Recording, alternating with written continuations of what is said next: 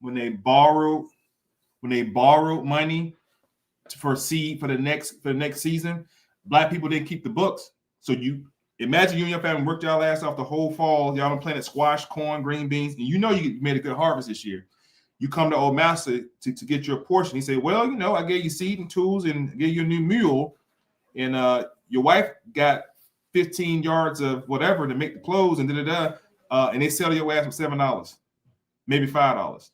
That happened for years. Some of them didn't get paid at all because they were so much in debt, and Negroes are still suffering from debt and bad credit because we don't understand the system. So when they said Negroes were free to run off, a lot of them just stayed there. A lot of them just stayed where they was at because, like, where we gonna go? We already got housing. We got our little garden. We straight here for real. You don't see Negroes leaving the South in mass droves until the first wave in the early 1920s. That was the first. I'm sorry, that was the second great black migration. The third one was in the 1960s. The first one was the Trail of Tears. So everything they explained throughout history was just told in reverse and was told out of order. And they always keep the light on the British colonies, but never tell you about the Spanish colonies. And when I say Spanish colony or Spain, I'm talking about Moors. I'm not talking about no pale-skinned Spaniard. I'm talking about these were Moors.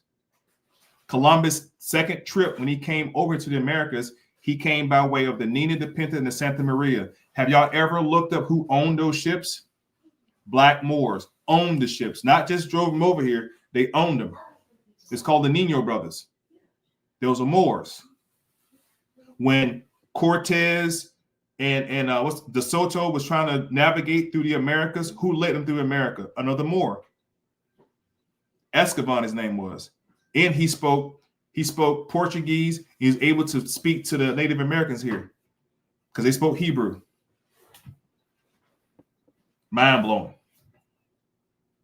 Those were all Hebrew tribes. That's why you see the white boys with the tassels on their pants in the cowboy movies. Those tassels, only one people wore tassels. And they had a hat called a joel. And the white boys bent the sides of it and pushed the middle down and called it a cowboy hat later. All those were Moors. I think the brother was talking about that earlier. And I was just asking myself, so what tribe they belong to? I was tracking what you were saying, just trying to get you to say, yeah, you're right. All through Mexico. That's all the Moorish Empire. So in 1493, when they signed the Interterritorial Convention, the House of Castile and the House of Aragon now own all. They own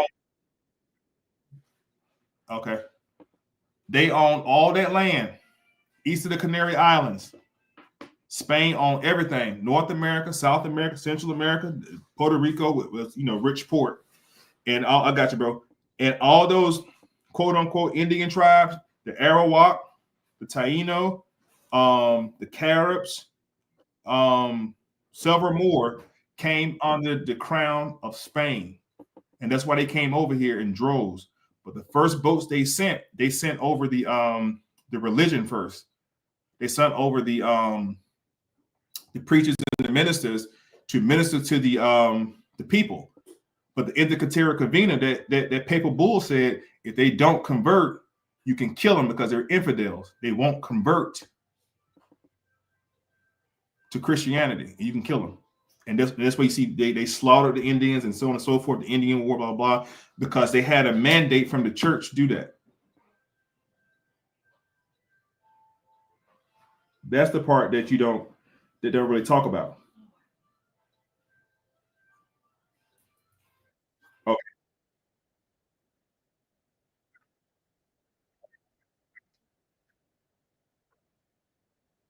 That's the bet, bro. Appreciate you on that. Jacoby, but I go by M.O.I.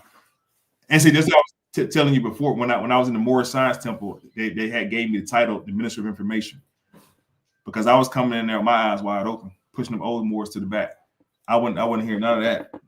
Noble Dreely is a magician, and I already read it already. But a lot of Moors don't read that stuff before they go in there, so they think that he all wise, right, and exact.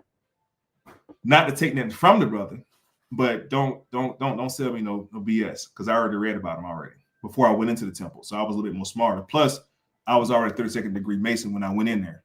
Like I had already been in Masonic law before I went to the M.O.I Science Temple, which they had a problem with that because I still had my Masonic stuff on, which I still wear it. It's like, well, you can't wear that in with it. I said, well, Noble Drew Ali was a Mason too. Oh boy, they almost had a baby with a bonnet on.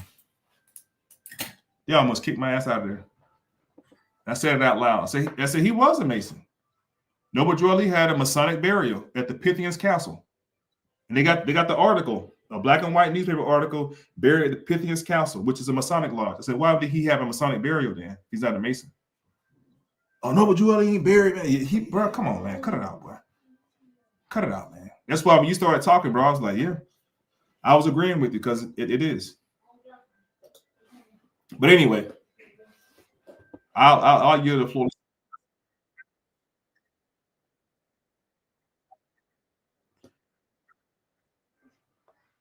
You said W.E.B. Du Bois? Oh, okay. Hold on. I got you. I'm pulling it right now.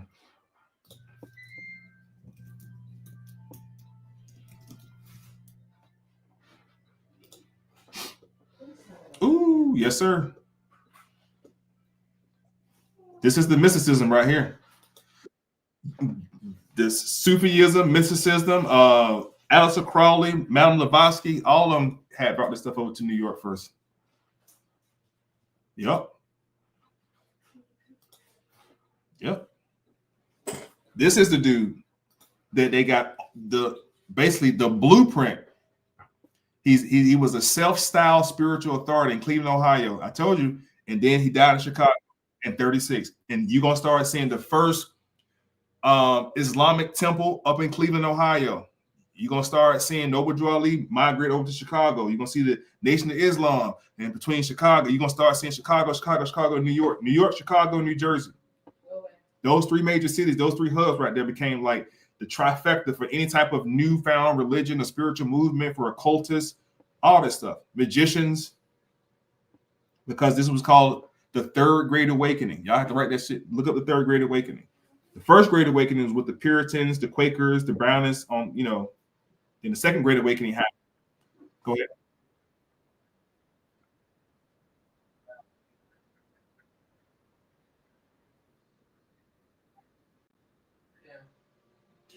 Now,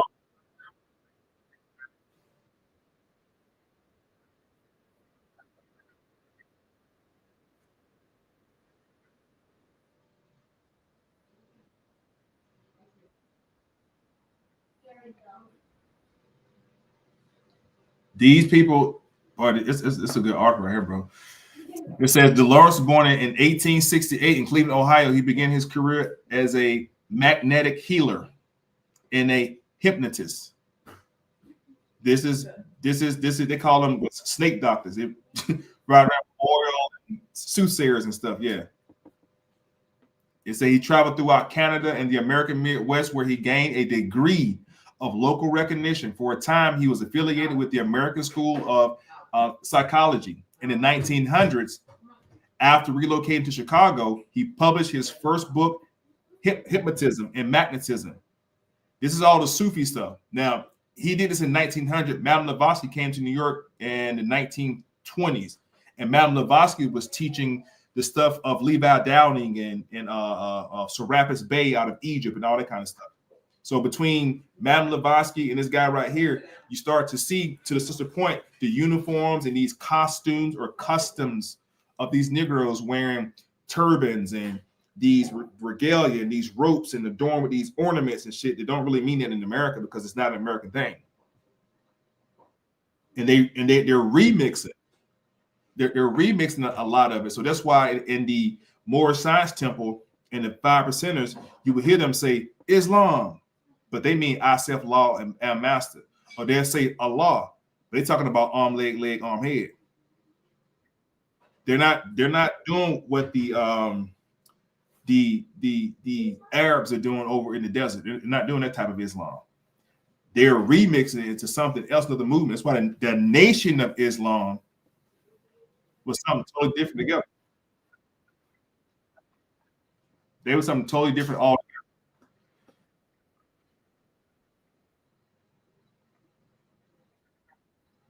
Somebody ask a question?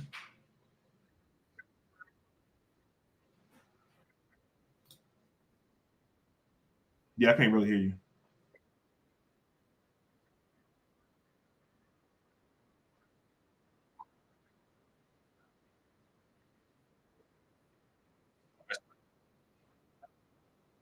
That's crazy. Sound like. So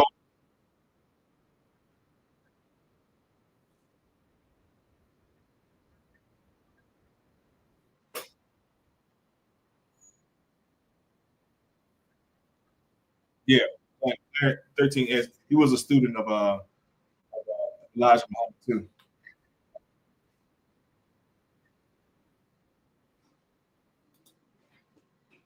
Dr. Lawrence is saying he was a professor, an adept, a practitioner of medicine, psychology, suggested therapeutics, claimed to have been personally trained in India for years by Eastern adepts and yogis. And Noble Jewel makes the same claim later about traveling to India and all that kind of stuff too.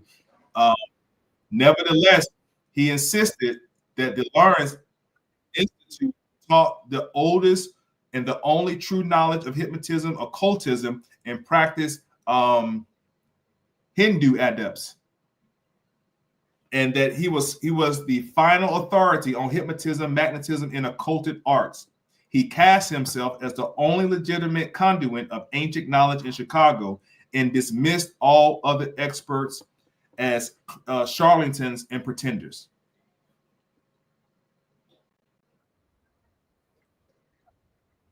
This is him.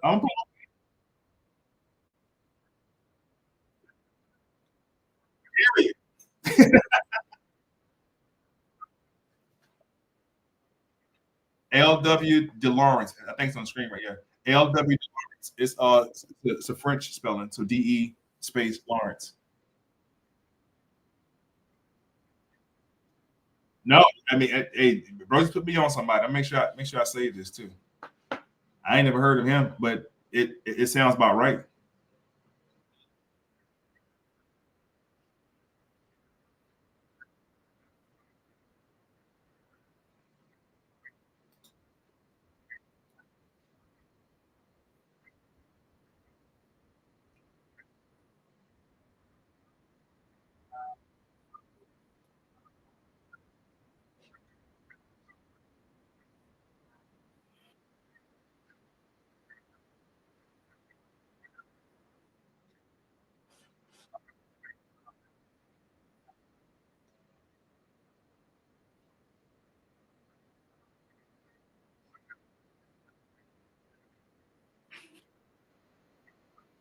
That's crazy.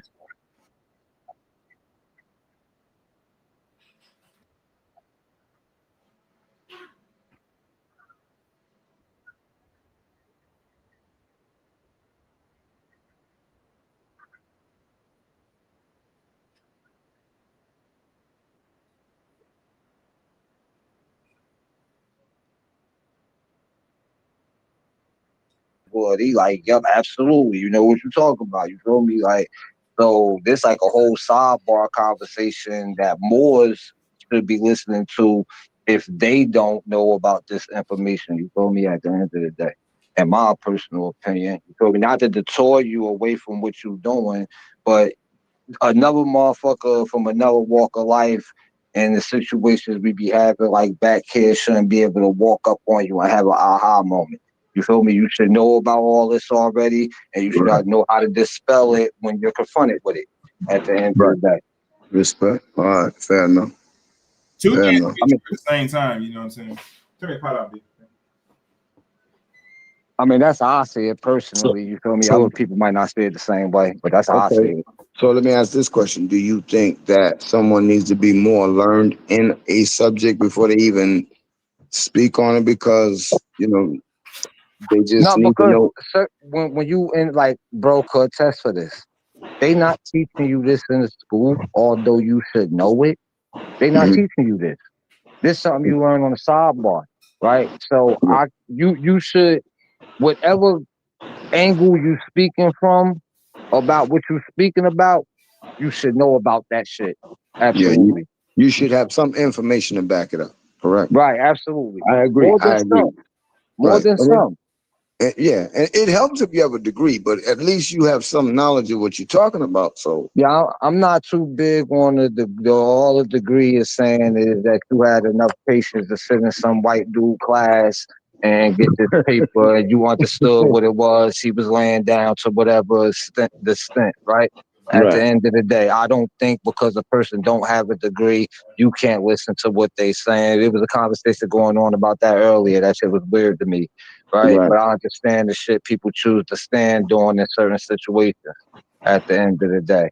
We dealing with science, yes, we want to go to the consensus because that is the end all set all, right? But that doesn't mean that you're yourself not smart enough or other people done came up with other things that apply to that same thing that might not be leading. They might not even have a degree in it, but are they wrong about what they talking about? No. right, right. Let me speak on that for a second. I would just advise a person, if you haven't been in the organization or at least well studied in that particular school of thought, I would say don't go up against nobody that has been in it. They know a little bit more. That's not to say Right. shrink yourself. You'll probably learn a lot more just by asking them, hey bro, so what y'all doing here? Even if you already know another truth, just find out what they know, and then you be a leg up on them rather than challenging what you already know. Because 10 out of 10, they have no idea what you're talking about. Like what he doing to me right now. No. Right. It's kind of relevant, the same. No, I ain't saying that it's negative or bad. No, I I'm mean, agreeing but with you. I mean, you fucking on point. You don't like. I've never heard a person. I've never heard anybody speak. I'm being transparent. I never heard anybody speak against the Moorish Science Temple, and not say it in a negative way, but just show like, nah, this is the truth right here, like the other side of the coin. Like it's really this guy and this guy and this guy right who started that shit. You know what I'm saying? And when I talk to Moors about it, they treat Noble Drew Ali as a Christ figure to where he has no wrong, he has no. I'm like, man, come on, man. That's the dogma and the belief they have behind stuff like that. right. And they're really robbing themselves from learning other things, in my opinion. Right. I'm the type of person I would want to know the good and bad and the ugly, right? That way I know when I decided to stand on it, right? I knew everything about it, right? I didn't stand on it and found out later some fuckery. You understand what I'm saying? Right. I'd rather know you can't get a proper answer to the equation if you don't have the full equation at the end of the day. I agree 100%. So I don't want to tear it too long on one particular thing. So if y'all have any other questions y'all want to deal with, just the conversation y'all want to deal with, I'm gonna tell you right now, my plight is history. You know what I'm saying? Anything outside of history, I may know a little bit about it. But when it comes to history, I can give you some history. I can give you some times, dates, and space, and all that kind of stuff. I can lay it out for you on a whole linear timeline, because I think people sometimes cherry pick the stuff they know and try to blow it up. And the whole time, like, man, it's a whole nother story behind what you're talking about. Like, it's a whole other reason that happened in history. And that's how thorough I've become with history, at least the understanding of it, of what happened, And I think every June I do a live presentation called "Fuck Juneteenth." You talking about people being upset? Oh God, so much hate mail. I'm like, forget Juneteenth. It's not even a real thing. Like, what are you talking about? But you can't speak against the stuff Master gave us. Motherfuckers is good where they at. Niggas is compliant. Know what I mean? Niggas is okay. Master, let us have another day of celebration. You take that from a nigga, man, and the nigga might have to exercise Master's thoughts on you. But a thought. Seth told us that Juneteenth only belongs to Texas. It doesn't belong to any other states, because remember, they got out of slavery 2 years later. Come on, man. Nothing that was given to you by your oppressor that's not beneficial to you shouldn't even matter. Nah, I know, but I was just saying how funny that was, Yeah, because that's crazy. because they got out of slavery. So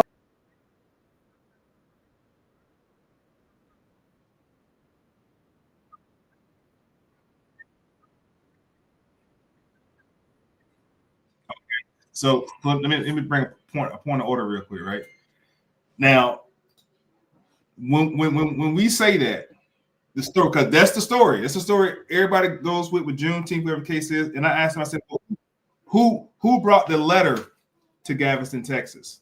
The room gets quiet because nobody went to go look about the general. The same general brought prostitution to Tennessee. That's why Tennessee pimping right now, because he brought prostitution to Tennessee. I can show you in a second. This general brought what was called Special Field Order Number 3. Special Field Number 3. And I'm going to pull it up for you, and we're going to read it as a class because it's in English. It's not no foreign language. And we're going to stop when we see a period. We're going to pause when we see a comma, and you're going to learn a whole lot more. But I'm going to show you that there's 3 people in this letter: the slave owners, the enslaved people, and the free Negroes. Free Negroes. Negroes already free. They're talking to as well. They told the free Negroes, remain in your home and continue to work for wages. And the condition between master and slave is no longer that. It's now employer and employee. I'm going to show you the letter. So what freedom are you talking about? What was Juneteenth set up to do? Because Abraham Lincoln just gave y'all the Emancipation Compensation Act, which comped a slave owner $300 per slave for emancipating their slaves. Then a year later, he gave the Emancipation Proclamation. But then I ask you a question right here. If Lincoln is the president of the Union, nothing he say affects the Confederacy because they got their own president. It's a whole nation. Lincoln just running his damn mouth. Nothing he says, and let's look up the word emancipate. It means to transfer property. What else Lincoln said? If I could have stopped the war without freeing the slaves, I would have, because it was never about the slaves. It was about the South controlling the industry. It's about the South controlling the industry with the exportation of cotton. And his first thing was he put those 2 ironclad ships, the Monitor and the Merrimack, over at Fort Sumter to stop this cotton from going out, and they kicked off the war. Then he said, any Southern slave that runs to the Union and join the Union Army, you'll be set free. But he had to call them contrabands of war because Lincoln was in violation of the Fugitive Slave Act. But because he wasn't operating as president, he was operating as chief. Chief, that's what we call him. That's what Trump is. He's the chief operator of all the military. And the nation at that time was, the whole entire nation was under martial law. So you see Special Field Order Number 3 issued to Galveston, Texas. You see Special Order Number 15 issued that y'all call the 40 Acres Act.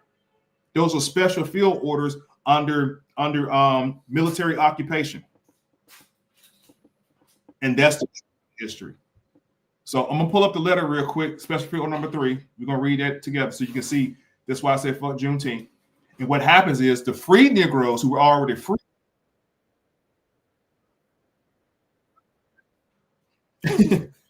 when they read that special field order out, the free Negroes then began to teach the newly freed Negroes about voting and voting rights, etc., etc. And that became a celebration or a jubilee in Galveston, Texas.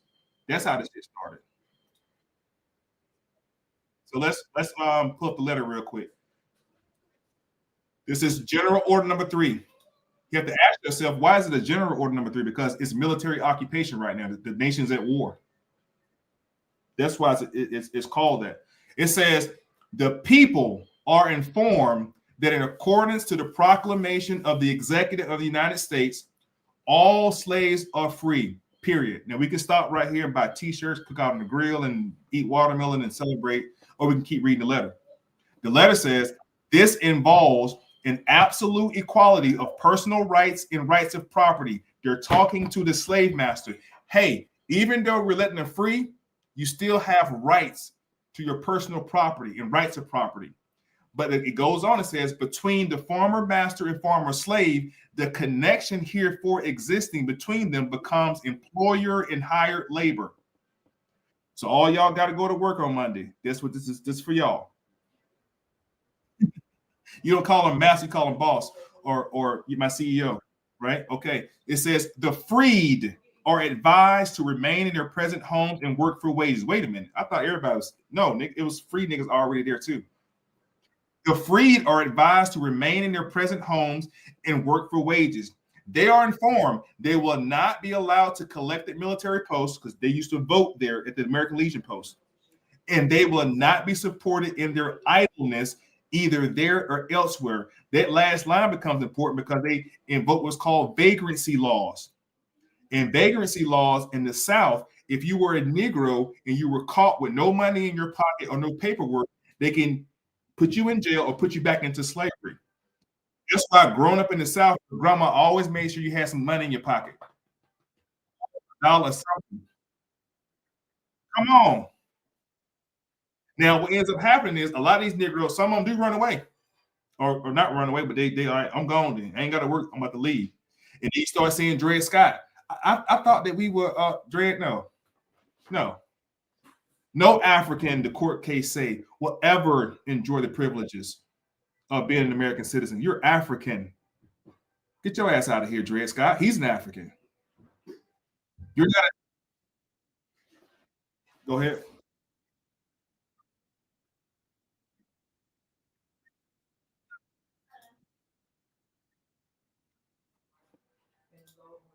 You have to correct your status. You have to give a judicial notice.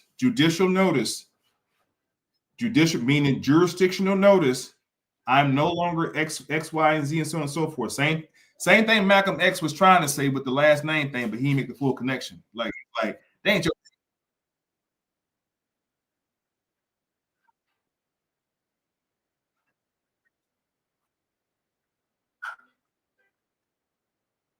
right. And depending on what court you're in, though, because that term jurisdiction. Now, ignorance of the law is no excuse for nobody. If nobody's stopping y'all from sitting down every Saturday morning and learning law. Like nobody's stopping y'all from that. Nobody's stopping nobody from that. You just don't choose to do it until you get in trouble. Then you're trying to find a Jewish lawyer to interpret the law for you. Hopefully, you get a. That's why when people go to court, you can't talk. You got to shut up and stand mute because you've waived over your rights because you've took the rights of counsel. So now,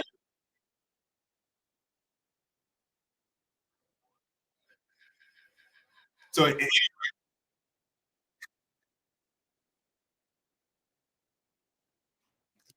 legally, it's called legalese and obfuscation.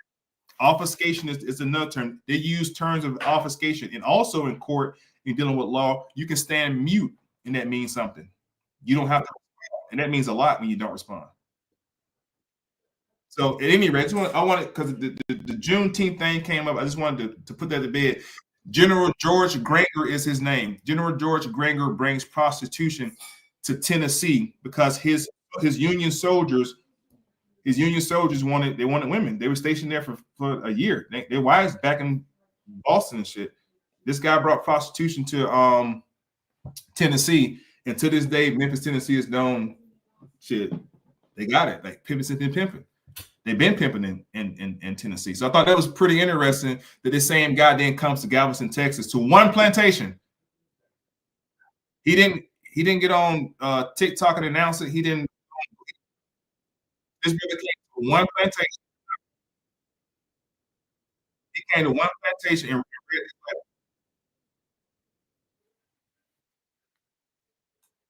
So I want to keep that in mind. Now, if we look up General Order Number 15 or Special Field Order Number 15, that's the 40 acres. Mules were never part of the 40 acres. What happened? About 100 Union soldiers gave the old mules that the Army had over to Negroes. Like you had these, we ain't taking them back with us up north, nigga. We don't need mules up north. We straight up there.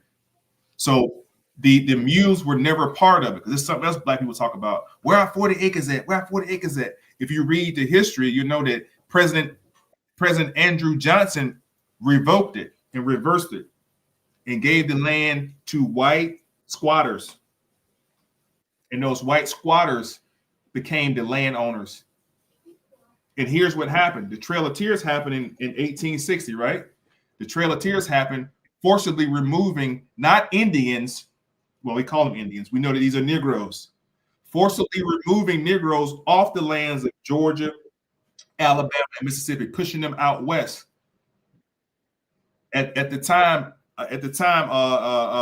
General Andrew Johnson Jackson, sorry, General Andrew Jackson. He was a colonel. Colonel Andrew Jackson. He was successful in the War of 1812, and he was summoned to come to Georgia.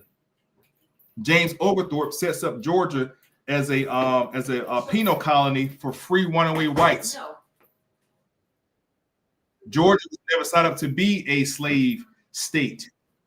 Now, how does James Oglethorpe get this authority? He get it from King George. King George owns the entire territory. Every parcel of land between Georgia, Alabama, Mississippi belongs to King George. King Charles owns South Carolina and North Carolina. I do mean own, under what was called Lord Proprietors. And the Lord Proprietors are 8 people that stayed faithful when Robert Cromwell killed his father over in England. Then James owns everything from Maryland on up to New Amsterdam, that you call New York. And James, Charles, and George were all black or swarthy. So when you get down to the nooks and this is black people doing black people wrong, man. We give the Europeans too much credit. When you say Europeans, in my mind, you say Europeans in 16, these are black people. We talk about slavery. The first slaving company was established by King James, a black man. It's called the African Shipping Company. And their symbol was 2 big Africans on the side of the ship. And that became the first cargo ship in the 1600s. Then James Hawkins come behind them and set up the real trade. So when we talk about the history at large, we're talking about black Moors, and I'm saying black, they're called swarthy. In fact, the name Stuart means black. King James was the House of Stuart. And you have the Angus, the Douglases, the Stuarts, who were all black Germans.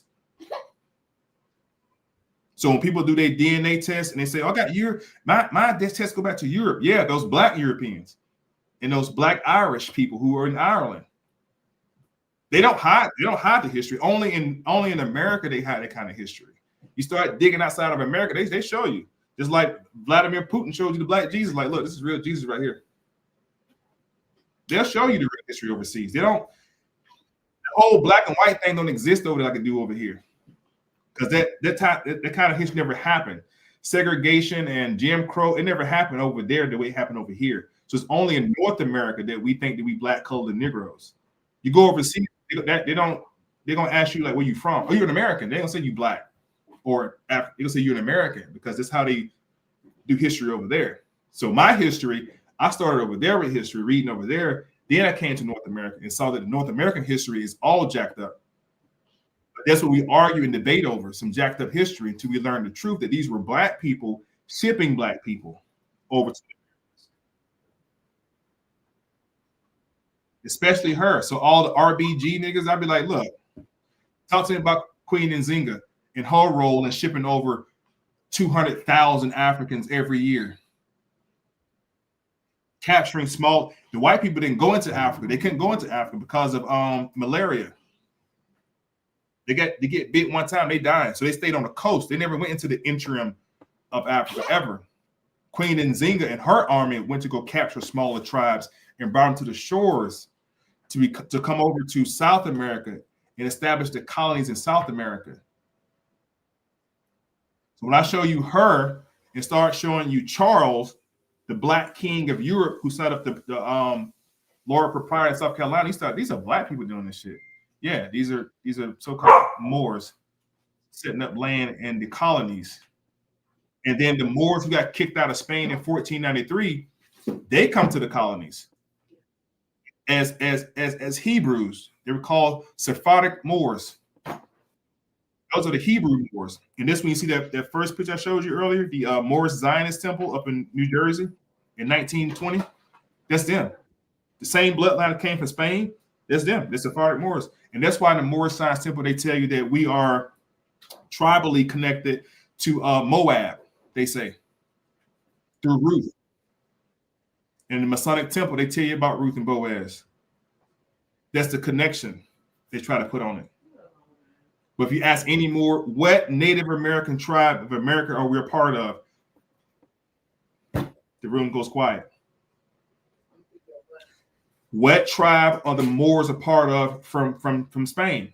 The room goes quiet. And the whole thing, and I'm gonna land my plane, the whole thing that we have to understand from the 1866 Juneteenth situation all the way to Queen Nzinga, an African shipping 500,000 Negroes every year. That's a lot of people. Like she literally walked into the shores and gave them to the Portuguese. The Portuguese brought them over to South America. Brazil has the highest number of Africans of all the Americas. Even though you believe Africans came to North America, it's more in Brazil than over here.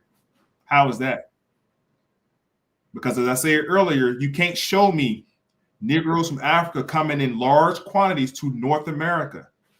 They never came, we're nothing to do here yet. They took the Native American, the Black Indians who were here. And because of the wars that was happening, the King Philip's Wars and all those wars, they were POWs. And they were in what's called work labor camps. And those work labor camps became what you call plantations or plants or factories. And Massa was just the CEO of the factory. And your manager and supervisor were those hick Irish white people in the field with guns on you. Those are your supervisors. Because you just read field order number 3. Don't call them slaves no more. Call them employees. Don't call them master. Call them.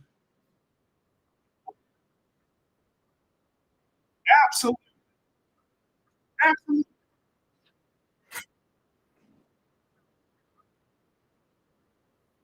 Absolutely.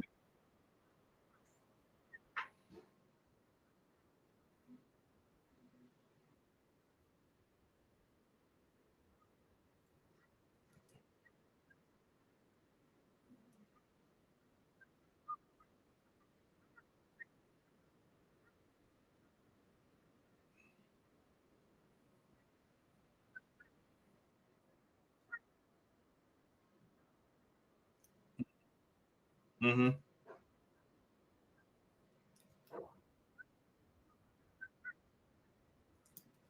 Wow.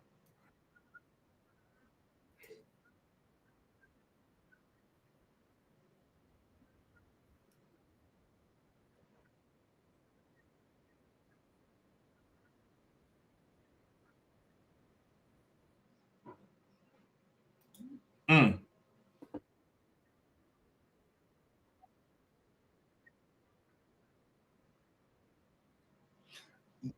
Now,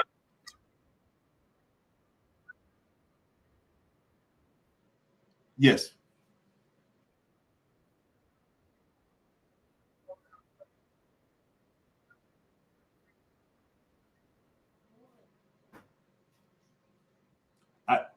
Now, I don't know if you heard me earlier. What I said earlier was there were 3 transatlantic slave trades.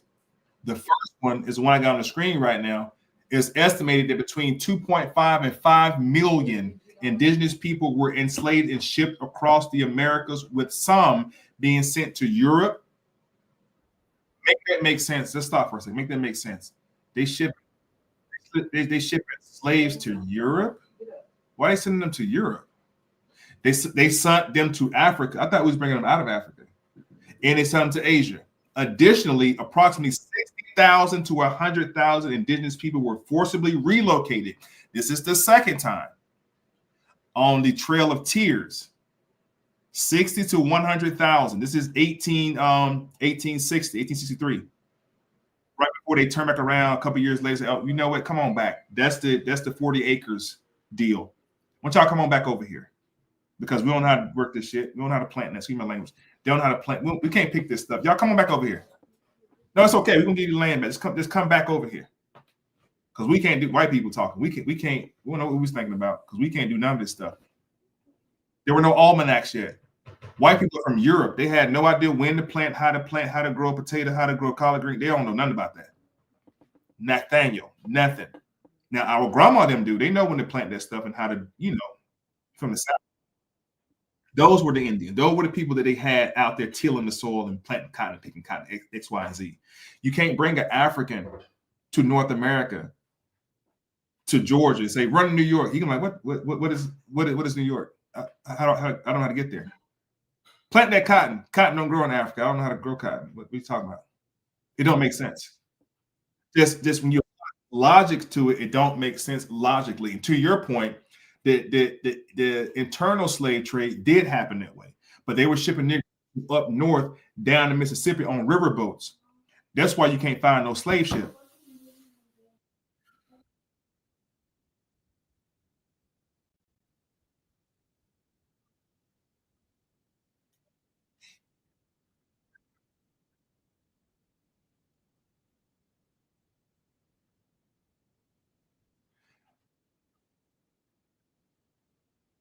But because when you use the word slave, most people of color in North America associate Africa because we've been taught to do that.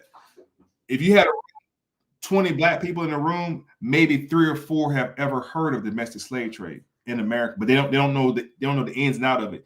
They made a movie called 12 Years a Slave. If you have not seen it, go watch it again if you have seen it. When the movie first came on, what he was doing, he was in New York with his family. Remember, they was in the store shopping. Remember that? And Jasper came in the store because Jasper wasn't a free Negro. Jasper was an enslaved person, and the white man came to Jasper. And when the white man seen them black people in there shopping, his wife about to buy that Birkin bag and shit, and they freaked. They were fine. And the 2 white boys tricked him to go to DC and play the violin. Got him drunk. He woke up in a cellar, and then he woke up on a riverboat, and then he was in Louisiana on that. The white man slapped him and changed his name, showing you the same link to the movie Roots. And if you go back to Roots, there's a scene when Fittler first brought Kunta Kinte to the plantation. He's explaining to the other slaves, here's what he said. I know y'all never seen no African before. Master Renner caught him over running through the woods in Guinea. You had the Guinea slaves, one from Sierra Leone, and he had I forgot the other, it's like 3 other areas. He said, this here again, he's a wild African. Let me teach him what he needs to be taught. If you watch that scene, the question popped in my head, why is he explaining to them what an African is? Because these are not Africans he's talking to. They're Indians. They're Native Americans. That's why he said, I know you never, it's in the movies. But our mind is so far backwards, we think that these people are African. We watch Django. Same thing happened in Django. They're talking about freedmen who were captured and put into slavery, who are trying to go back home up north.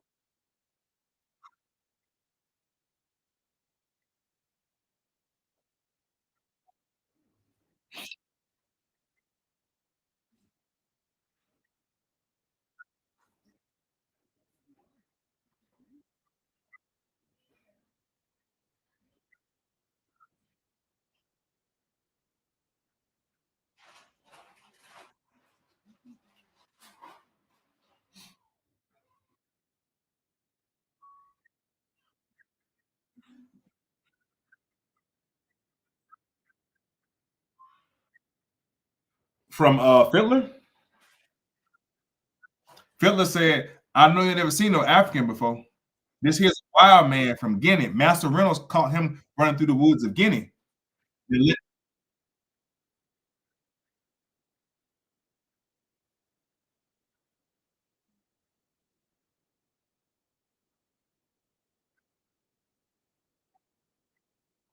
I would speculate until you see the women in the background with their heads wrapped because of the tangent laws. All Moors had to turn their buttons around. They couldn't wear anything no more. They showed that in the background. So I mean, if we had to speculate, okay, maybe he's overly telling them like, let me teach him what he needs to know because y'all don't know what this. Y'all know that he's wild. He's a wild African. Don't. And then the camera slow rolls. The camera.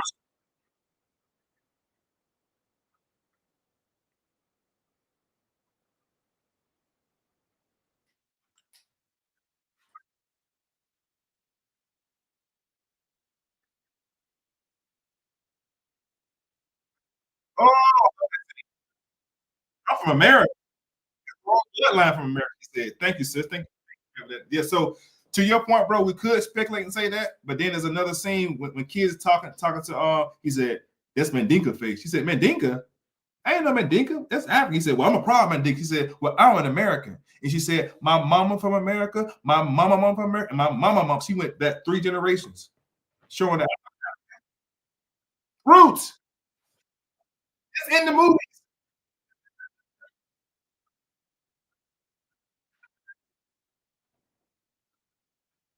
Oh, of course.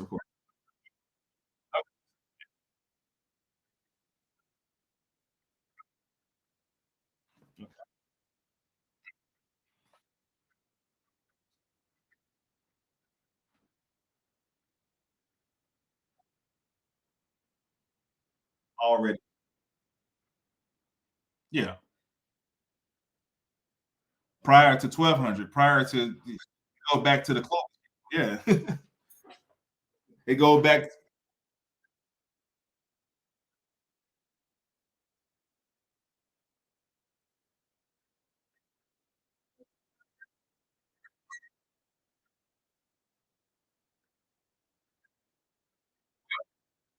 Well, you know what?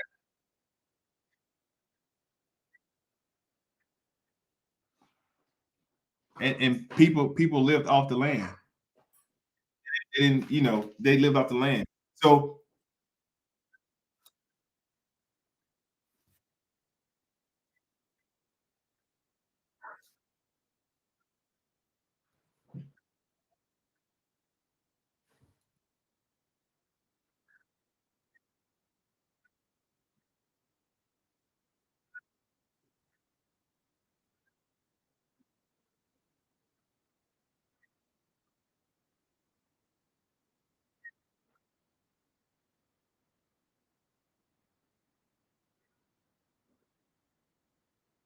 Dan, I want you to tell me, Dan. I want you to tell me, how do you get the founder of Bedford-Stuyvesant, Brooklyn in 1838, way before Tulsa, way before anything else? You got a black man who founded what they call today Bedford-Stuyvesant, Mr. James Weeks, who bought the land from another black man. So he owned it way before 1838.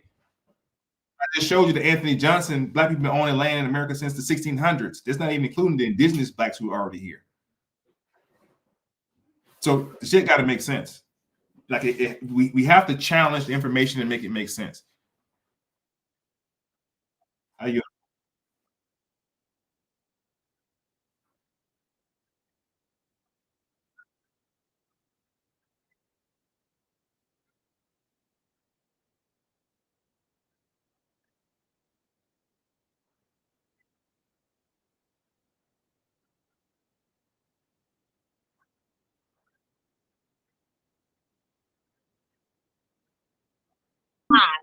From the Y chromosome from the brother, from the father.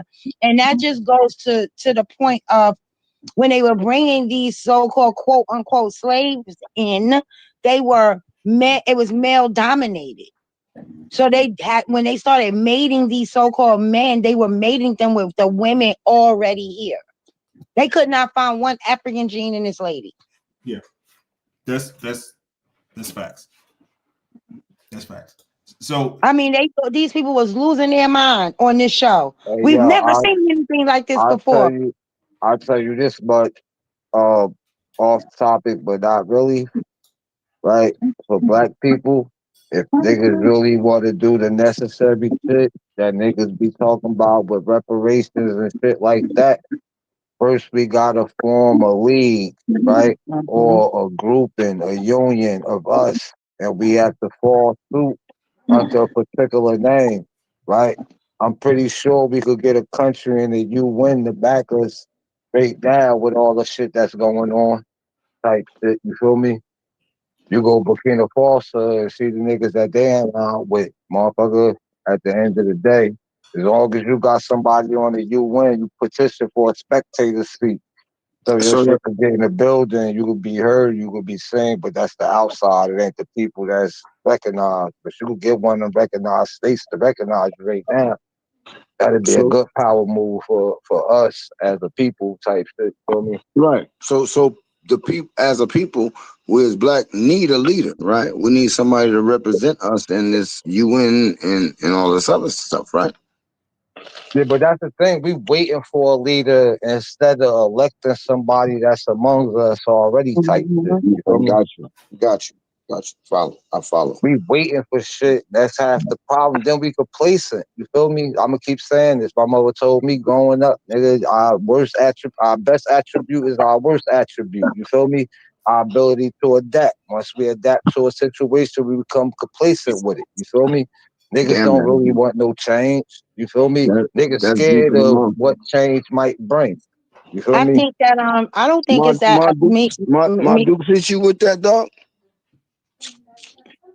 Thought. yeah, I don't. I mean, So I don't even think that is that we're afraid. I think, I think we are afraid, but the reason why I think that we're afraid, well, this I kind of know this is because anybody who has been in the forefront, so-called stood up for us, they murdered these people in our faces. They right, killed right. these people in our faces and made everybody else behind them kind of like, man, if I do that, but I Yeah. feel like we didn't protect the people that was Yeah, actually that's what trying I'm to saying. fight. Yeah. We need to Like do Duke. make them necessary. No, first of all, right, we can't just let a fly by night pop up suave ass nigga, know what I mean, out of No, nowhere just come and be our leader. 9 times out of 10, he was appointed and sent by somebody. You of heard? Right. course. And Right. that's our problem. Like I think, like I said, we need to protect ourselves in a necessary way. You feel me? That's needed at the end of the day. We need to elect somebody amongst us, you feel me? Or not even somebody, a board. Like, you feel me, at the end of the day to carry some shit out, and we gotta protect them. Like, you feel me? That's how real we be Right. brothers and sisters. That's how Like we you gotta protect really your look. children. Like you Right. would Yeah, protect like, your you feel me? children. We gotta want the change we looking for. You feel me? But even when you look at the relationship between, and I know this is a little off topic, but even when you looked up at the relationship between Bumpy Johnson and Malcolm X, Bumpy Johnson was willing, like, I'll protect you, but he couldn't go along with it because they were just the polar opposites. Like Malcolm was making these centers, these little clinics to get people off dope, and Bumpy was selling dope. So he was Right. like, I can't. But if he had to let Bumpy Johnson keep protecting him, who knows? He could have. We don't know how long he may have lived after that. You feel what I'm Right. saying? I Yeah, get what you sometimes you I get what you're gotta saying. make certain decisions, right? I mean, everything good and bad is perception, right?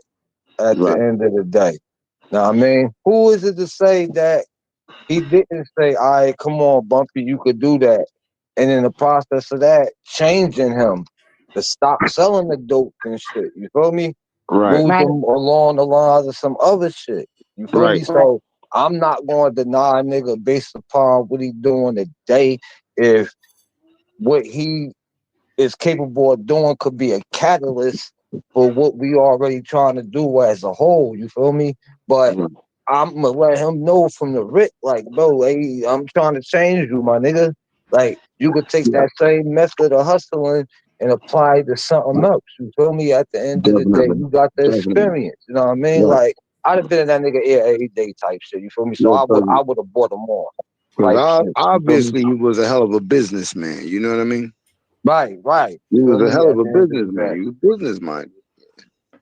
But you know the thing is, like I always say, like, so Malcolm X, he felt that he was going to die for this cause, right? He was like, he knew it was coming upon him, and people be like, oh, you don't know when you're gonna die. People absolutely know when they're gonna die. It's weird, Yeah, you know and what you I sign know up for? I know that for a fact because I heard my grandmother say, but right before she died, it's a funny feeling when you know you were going to go home and you ain't afraid of my little cousin. He got murdered at 16. He told my mother when he saw her that he made a video. He was like, I'm not going to make it to 17. And he ended up getting murdered on some random shit. It wasn't even like he was out there doing whatever.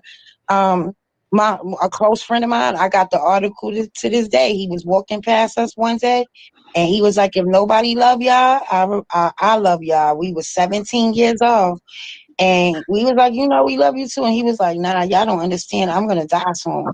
And we was like, "Nah, come on, stop saying that." He was like, "Nah, I just want my mom to be out the hospital." And him and his cousin got murdered that weekend. So people know, like, so shit crazy. Well, um, You can say I don't have any stories that shit, can you'll be relate like to one that. day. Um, Like uh, I shit, like when they be talking about like the fortune tellers from back in the day type shit. You feel me? Some shit is just so likely to happen that you could say it and it's gonna happen. You There's gonna no literally way be that like, I know. It's no way that I know three people at very close to me that all knew that they were going to die, and they all died within the days to come. There's no way. That's not a coincidence. That's not some shit that was likely to happen. My cousin was in the store. Him and the dude made but it eye really is contact. The likely. dude came out the store and shot in the car. They didn't have no words. They didn't have anything. They didn't even know each other. That's just not random. My grandmother, knowing that she was about to die and feeling like she wasn't afraid, wasn't random. let me ask you a question. Do you think that if we get this notion that we may not make it or something funny is about to happen, would you call that like an intuition? Like you just, basically what you're talking about is an intuition, right? Yeah, They no, I know. do. Yeah, I feel like it's yeah. an intuition, but I know, like, I think it's Islam, and I'm not sure, but I think it's Islam that teaches that before you die, 5 days before you die, an angel comes and sits with you. Mm. So, and I always wonder, is that why people reach out to people that maybe they have wronged or they haven't spoken to in a long time right before they die? You ever realize that people do that? Right, right. Yeah, yeah, definitely. I recognize that. Cause they get Mm. religious in their last days. But sometimes those people that won't receive that call because they're bottling up so much animosity and negativity, they're not ready to let it go to just answer that phone call. Even if Mm-hmm. you know what I mean, you could just at least say, yeah. And then the Oh, and minute that's you hear, another and the thing. minute you hear motherfucker, hang it up. At least you gave it a shot, You But gave it then a that's shot. You another answered thing, the phone. Paul. That's another thing. And I could text one of my cousins or two or three of them right now and tell you Mm. that the night before my cousin got killed, he called everybody. He reached out to everybody to just tell us he loved us. Mm. 16 years old. He would have been 40 something years old right now. We just did a memorial for him. He Mm. died at 16. So I don't. I'm not gonna sit here and pretend that there's not some things spiritually that's going on with people with us. Right. But I do think that I would like to ask you brothers, are y'all willing to teach people how to correct their status? Like maybe this group of people and work with us if people are interested in doing it.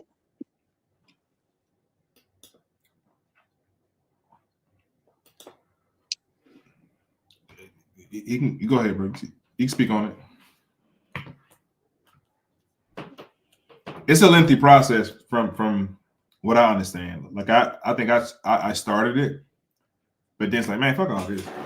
Like you do get kind of discouraged because like I said earlier with the original topic where we were talking about with the treaties, even if you correct your status, what status do you now claim? Like Right, what nation are you right, affiliated with? Right? right, Even Is take the word nation. The word nation breaks down to it's NATO, kin, tribe. That's all the word right, means. mhm. Who are you with then? Is what they ask right, you. That's why any person you ask them their nationality, they'll tell you what their grandfathers were. They really don't know what they are. Oh, I'm Irish because my grandfather was Irish. Oh, I'm da. That's their nation. So 15, 20 of us march all of black stuff over to the UN. Like we want to, be recognized here in the Americas. Yeah, like the Seminole Nation, things like that. Got you. a lot of this. Well, they Even try to like the tell you that the Seminoles are made up. They're not made up, if Well, I'm not mistaken. they are recognized as a nation. That's all I'm They saying. are. You That's a claim the name. nation, the state, right? That Mm. you would motherfucking claim instead of the United States, or you'll still be in America because of the providence. But like I was born in New Jersey, right? So I'm Mhm. a New Jerseyan, right?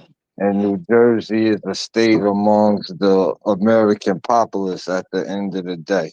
Know what I mean? And then my city is North, all that extra shit like that. Know what I mean? I travel privately. Know what I mean? Well, my status period is in private. I don't Mm. use no social. I don't use no ID card, none of that shit. I got a motherfucking passport. I use Okay. that solely. So brother Stark, I'm sorry to interrupt your thought, brother. I apologize.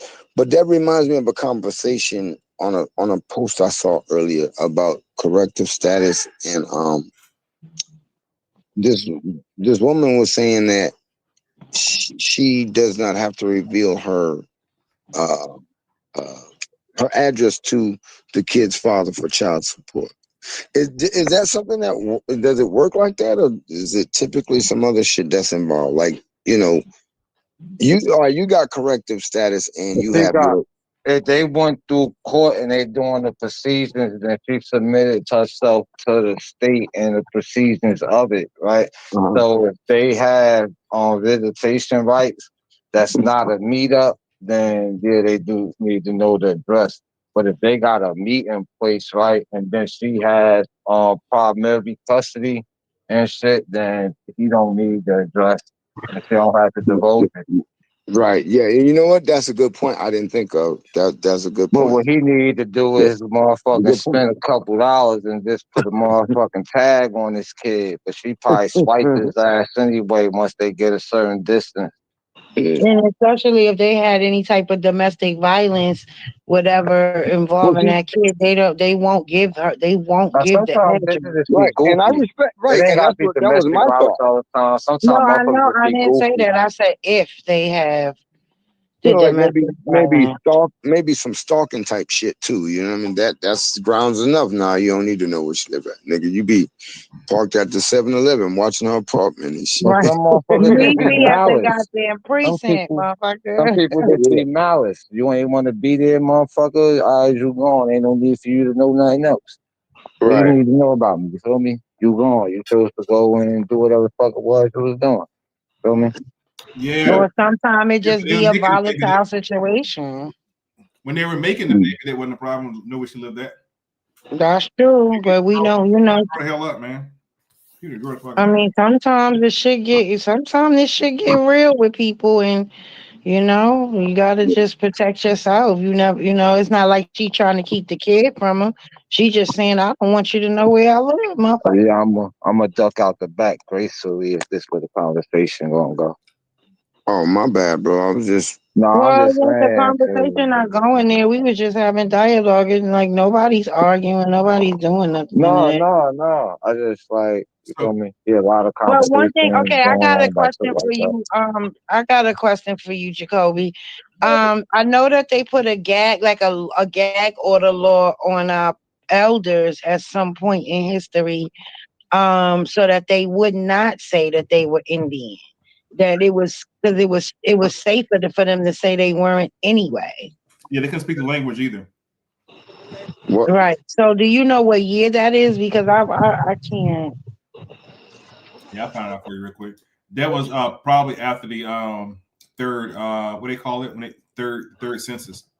Because the first census was in 1779, right? Mm, Right when they implemented status change, and that's why in the Moorish Science Temple they say that black, Negro, and colored were all titles given to you by slaveholders in 1779, which happened, mm, and it lasts to 1865.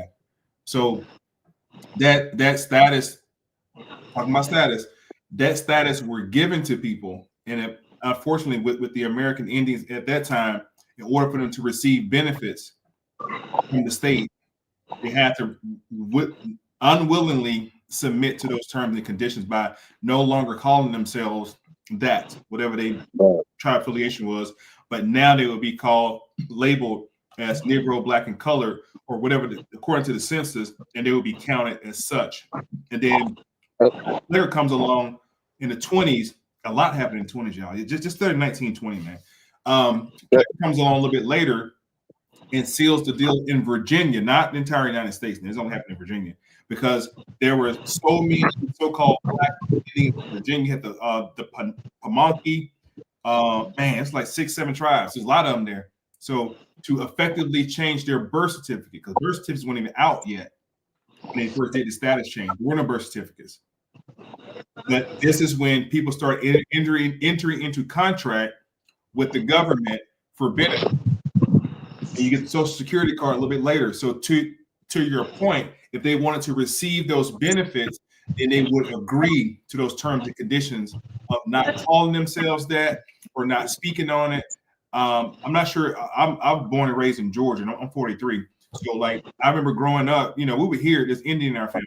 Oh, we would hear though. Like it was never. We would see our great grandma with long pigtails, and she looked a little bit different than us. And so. And growing up in Georgia, we would always be out in the woods eating plums and just foraging like Indians for real. And we never innately knew what was going on. So a lot of our forefathers and foremothers were forcibly had to stop talking about it or promoting it, and over time we just became Black, Negro, and Colored throughout the 60s and 80s African American.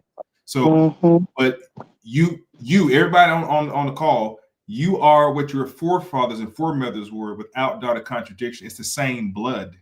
If you got children, that's your blood. So the blood from your children go all the way back to the first person who had that blood. And it's the same thing. And the status with the blood. And that's why Albert Plecker knew that the blood law tribally would trump everything. He could have just made some other shit, but he said, no, if you got one speck of this type of blood in you, according to DNA, then you are this. One more point now, you're the floor. Prior to 1920, you had people like Johann Blumenbacher setting up the race category. 1779, 78, Johann Blumenbacher sets up the race category. The first time you ever hear the word Mongoloid, Negroid, or Caucasian ever in history. Right. Y'all got that book. Once Johann Blumenbacher does that, you have this whole Darwinism theology comes to America about evolution. And then you have Samuel Morton.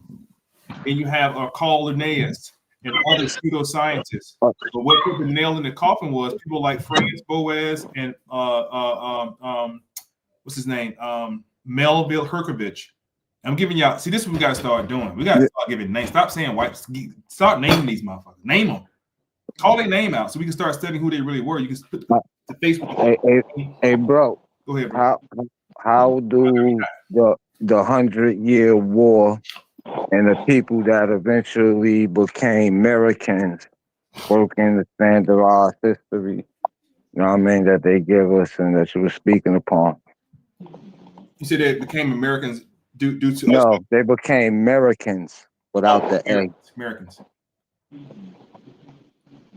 They became Americans, but I'm trying to follow. You saying they became American because of after the war, post-war?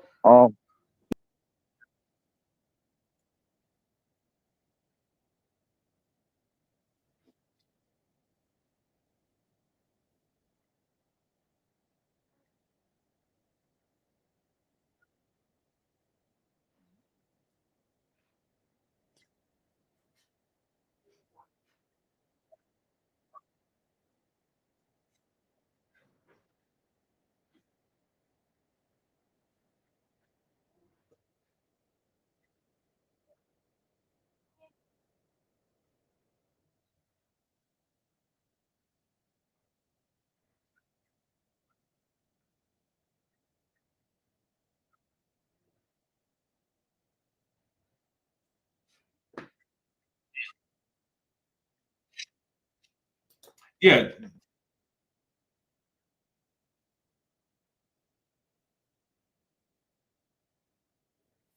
I mean, if it's dealing with some historical shit, I'm able to link it, tie it in. That was the first 100-year Indian War. There was a second and third, like that whole paradigm happens all the way to 1812, from 1675 all the way to 1812, and that was the Red State Wars. Now the King Philip's War was the first Indian War. They called, but his name was Metacom, but he was baptized as a Christian, so they call him Philip. And he was a Pamunkey Indian, and the Pamunkey are also dark-skinned black people of colonies, along with the Wampanoag, who are their cousins. These it's like 15. They spoke Algonquian. These are the Algonquian speaking people. But the New England colonies and indigenous allies, the war was named Metacom, alternatively Metacom. The Pocock, I'm trying to say it right. He was a Wampanoag Indian, and you know who else was Wampanoag Indian? What's his name? Crispus Attucks was also a Wampanoag Indian, the first black man to get shot. The first person got shot. Period. He was a Wampanoag Indian, and what makes it significant, if you study, he was from the Grand Masonic Lodge of England. Crispus Attucks. He had a Masonic burial, Masonic coffin, all that kind of stuff, and he is who the fairy tale of Prince Hall is about, right? Just give me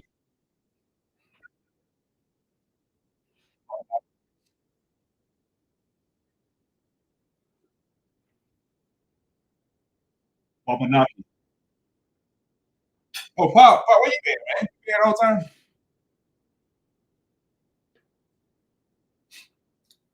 Come on. Oh, okay. That's what I need in here. That's what I need.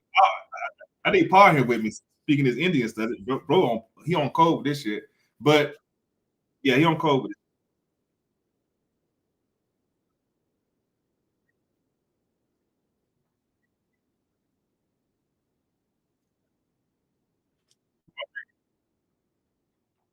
Her,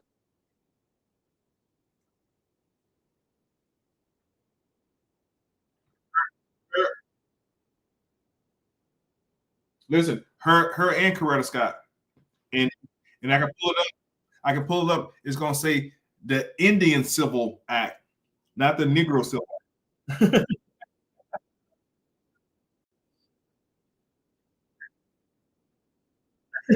Yeah.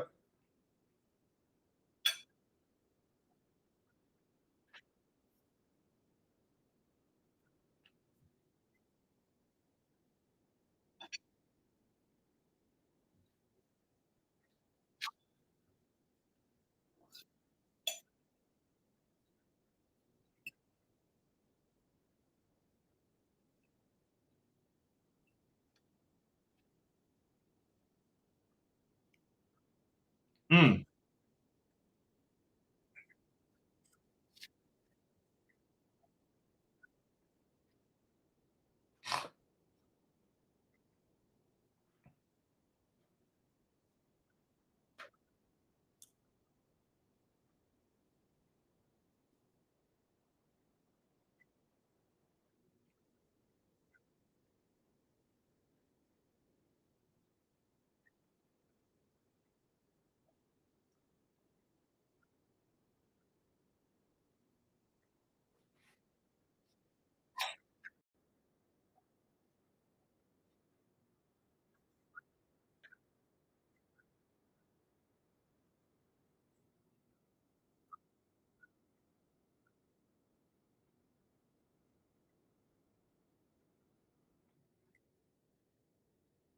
Eh, you sure? Out of Oklahoma?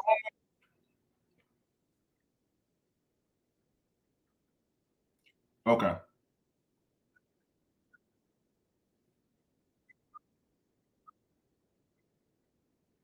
Facts. Okay. Facts. No. Big facts. So glad you're on here, bro. I'm so glad you're on here. I'm like, that damn glad you're on here. But to the point to the point where I asked earlier, those wars went on like shit, like I said, from 1675, probably before then, because I was just showing you 1614, they were shipping about 1.5 million of these so-called Indians out of North America over to Europe. But they were shipping the ones who they called as POWs, pretty much the little smaller tribes who couldn't really defend themselves. And then the French, the French and the Spaniards were a little further west, say like east of the Mississippi, and they were leveraging those tribes against each other to also attack the smaller tribes, and it just went on and on. Where a lot of tribes started to get what they call fire sticks or weapons or guns against the bow and arrow. And you can correct me if I'm wrong. I think the real last stronghold so-called Indians were like the Mohawk Indians, who nothing to be fought with. I think they were called other group was like the White Sticks, the Red Sticks. They were a hell of a tribe to war with as well. And once the alliance happened between the Gullah, the Yamasee, and the Yamakra, they all united, and this is who they called the Seminoles, to my understanding, because Florida was Spanish territory. So they would raid the spots in Georgia against these white settlers, and that happened so often to where James Oglethorpe, basically after settling Georgia, General Andrew Jackson comes. He goes into Florida and just demolishes Fort Negro. And in commemoration, they end up calling the area Jacksonville, and then he puts Robert Duval as the first governor of Florida, and it became known as Duval County of the area in commemoration of them just slaughtering those people down there. And the only reason they got, because when the British first tried to go into the swamps of Florida, they was getting their ass kicked because Indians was fighting what's called guerrilla warfare. Like they're at home, they're in their backyard. The British was getting demolished, but because your boy just had won, not won, but he was really triumphant in the War of 1812. That's when they got him involved in basically eradicating the so-called Indians out of Florida, out of that particular area of Florida. And we think of the Trail of Tears as just people coming from Alabama, Georgia, and the Carolinas, but they came from Miami too. They shipped the Miamians. This is a tribe. The Miamian tribe was shipped from Florida up into the Gulf of Mexico, up into Mississippi and Louisiana as well. They were shipping them out of Florida because they also were helping out this Seminoles, or I'm gonna say Seminoles because we understand what they were talking about. But the word Seminole is a word that means runaway. The Seminoles were not really a tribe in that point in time. They were coined the Seminole Indians, to my understanding. Paul, you can correct me if I'm wrong, but that's my understanding of the whole totality of the Kings Phillips War all the way down to the War of 1812 up to I think it's called the Red Stick War or some shit like that. So this happened more than 100 years. It just went on for 200-300 years. Like it continued to happen. And the individuals who were captured were the ones that we hear about that were in these work camps that we call plantations.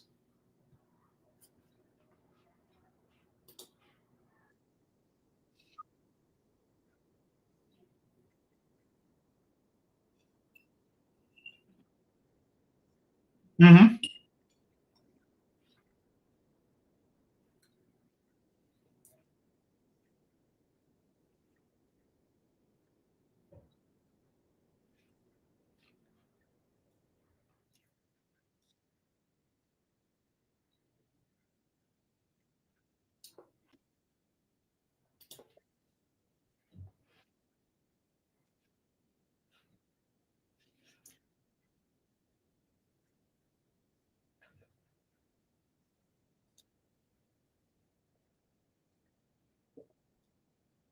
The military came because the Friars was the first ones that came. It was in the military yet, you know. I told you.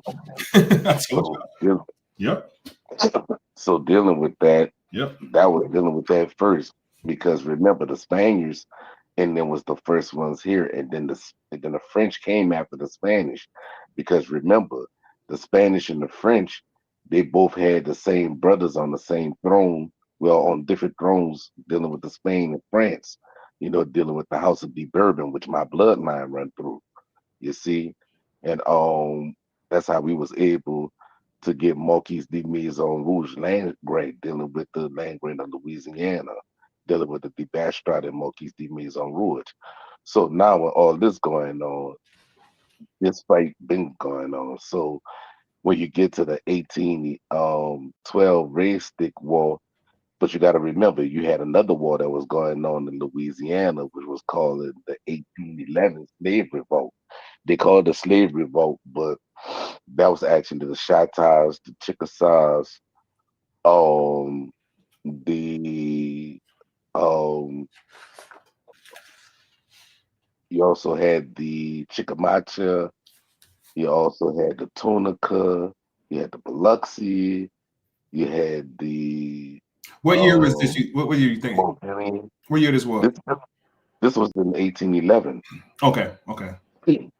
Yeah, it became known as the Rebellion of 1811. That was before 1812, you know, and all this took place in Louisiana.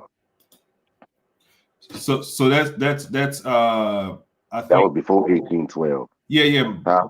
but that's after Chief Tuscaloosa, right? Oh, this was way after Chief Okay. Tuscaloosa. Yeah, It okay. was way after, Yeah, gotcha. way after. Yeah, you're right. Chief Tuscaloosa, that battle happened like right at the end of the 15 going to the 1600s, because that was dealing with the Soto. Yeah. Now, are you familiar with the Black Moor that was with De Soto? Yeah, I'm familiar about it. Most people don't talk about that, but I've been said how they had the Moors with De Soto and Sure. Pastor.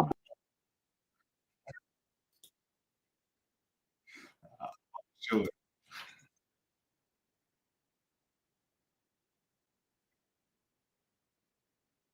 There you go. Oh, they gonna hate you for the truth, man.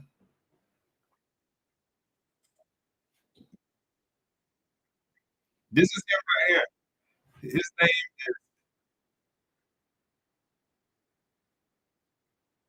This is Estevanico. This is the Moorish, this is the Moorish dude in the 1500s. He's from Morocco. What a brother already gone. He's from Morocco, and he's a Moor. And when I talk about Spain or Spaniards in the 1500s to 1600s, I'm not talking about no Caucasian looking Spaniards. I'm talking about dark skinned, swarthy looking.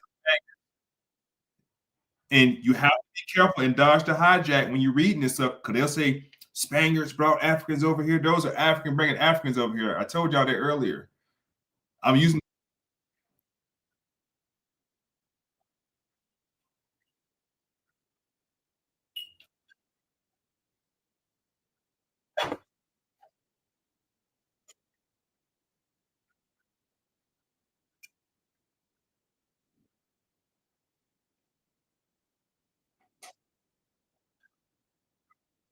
Nobody talks about the slave. It was a whole Pacific slave trade, y'all. Not just the Atlantic. It was a whole Pacific slave trade. But this guy right here, who was a Moor,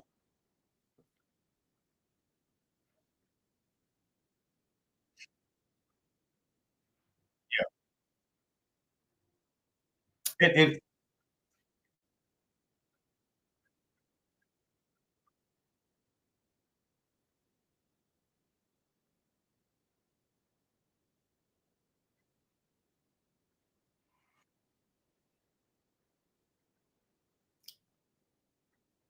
former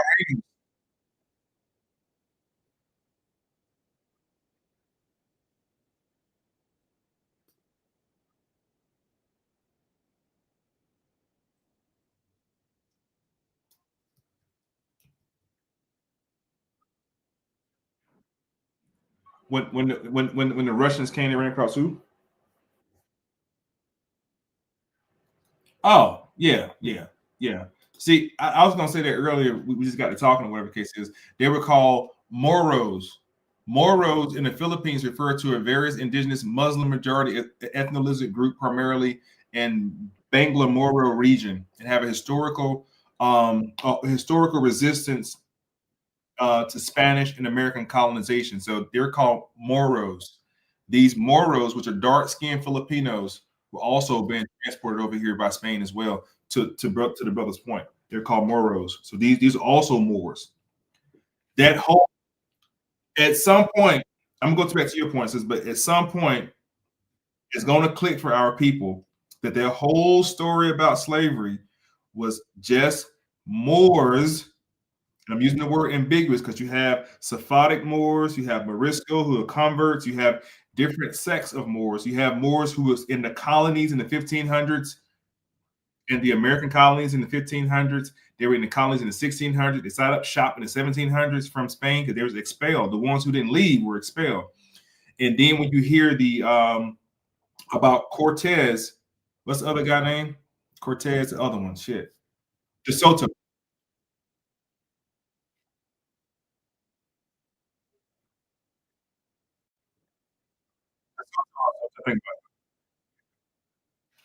Now, Ponce de Leon was on the second voyage with Columbus when he came back over. Columbus made 4 voyages. The second voyage, Ponce de Leon becomes the governor of rich port of which you call Puerto Rico. And he became the governor of over the Arawak and the Taínos. And he got up St. Augustine in Florida to lay claim to Florida. But like I told y'all, Florida, I'm gonna show you a map. Spain owned everything up past Tennessee, all the way down to Florida, all the way over to Texas. It was all part of the Spanish Empire. And when you start seeing that language of the Spanish Empire, pause that. Let's go back over to Spain in 1492 when the Papal Bull was issued, right? And the Papal Bull lays it out. Everything above the 33rd parallel, everything east of the Canary Islands, all that land over there now belongs to the Kingdom of Spain under the House of Aragon and the House of Castile when they joined forces. This was under Anglicans before the Anglicans and the Saxons got together. This is non-white European occupation of foreign lands. That's why you don't hear about the English colonies to 16 something or damn near 17 something. They got it right in 17 something because Spain been over here. Spain been over here setting up shop. And that's where you hear the quarrel between when they say the Spanish American War, they're not talking about Mexicans, they're talking about Spain.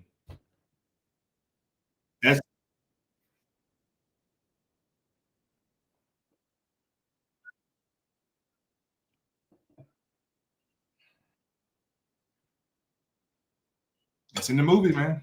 They put it right in the movies, and because we're so entertained, we don't catch none of that shit. You had buccaneers, you had privateers, and you had pirates. And the main staple between 1496 up until 1763 was the export of sugar and rum and something called it was a certain kind of wood. I forgot the wood was called. That's how Europe built their furniture and clothed themselves. And sugar was like cocaine to Europe. They never had sugar before. Look this shit up. Sugar was like cocaine. And once they got the sugar trade,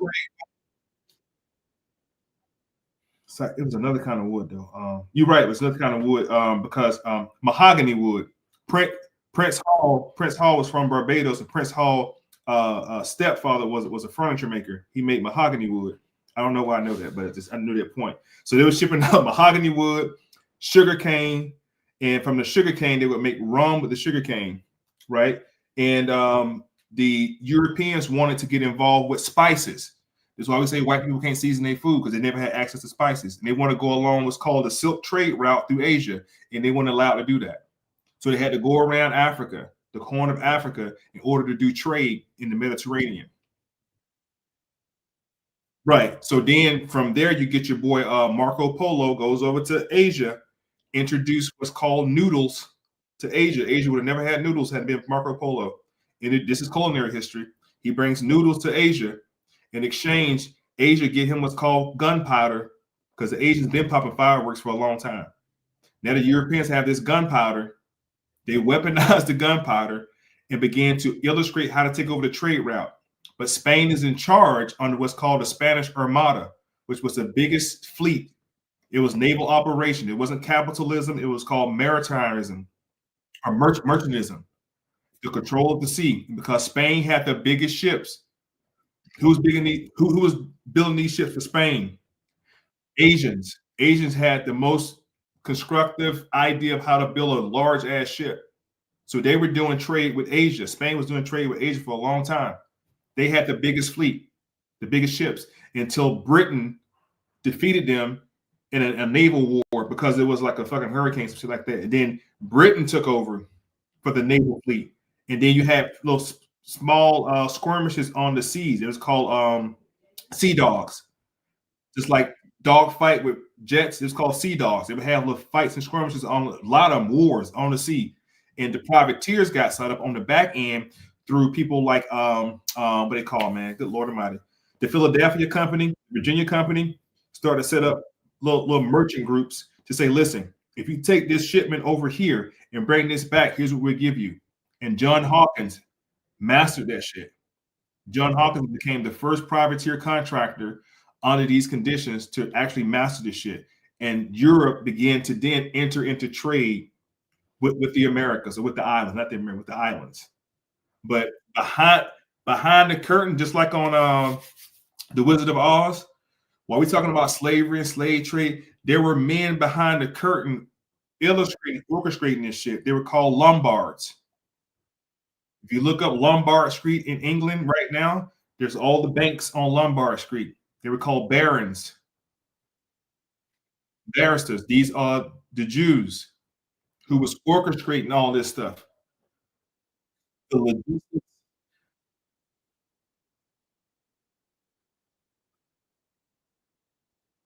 They were Sephardic Jews. Yep. Sephardic Jews. Yep.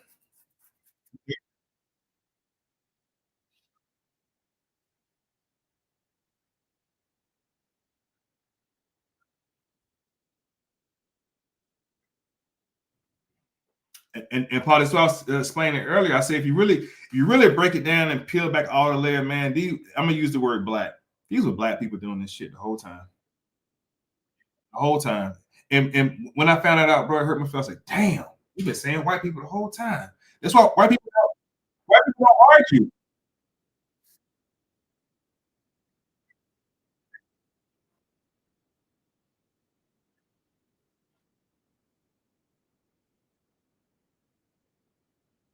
Wow.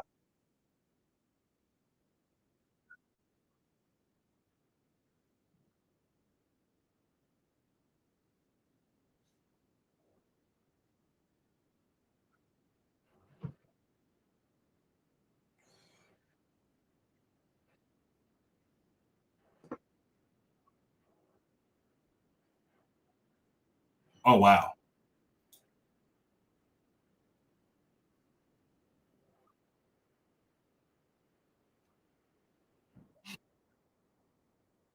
I remember.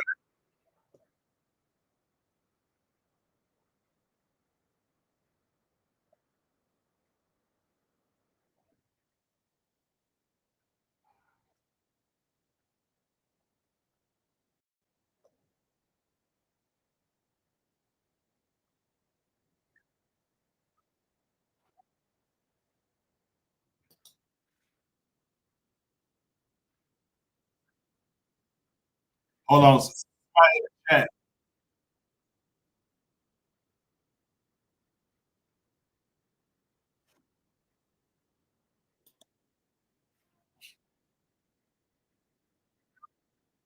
Yeah.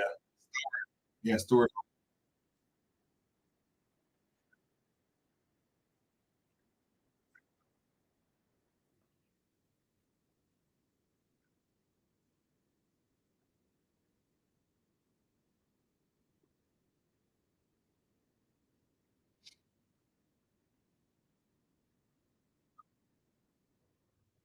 Yeah, that's a little spooky there.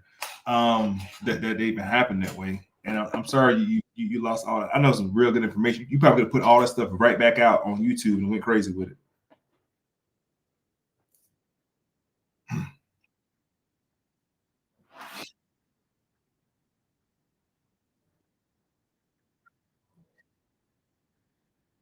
I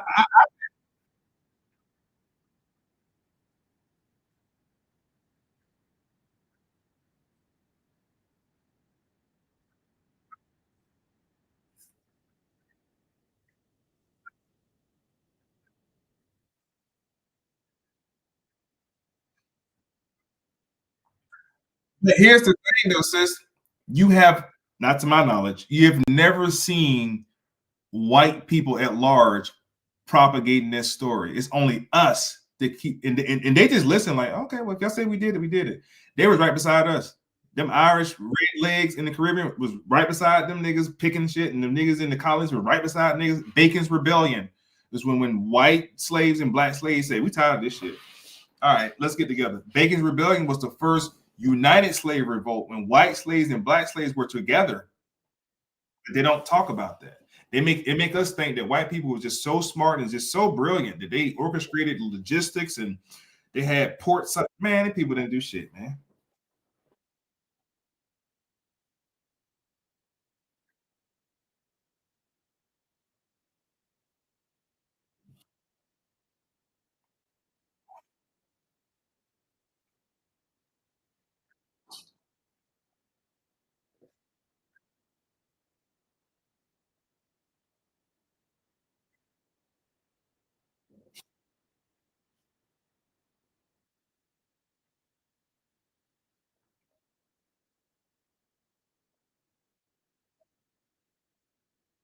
Yep. Yep. They sure. They sure were.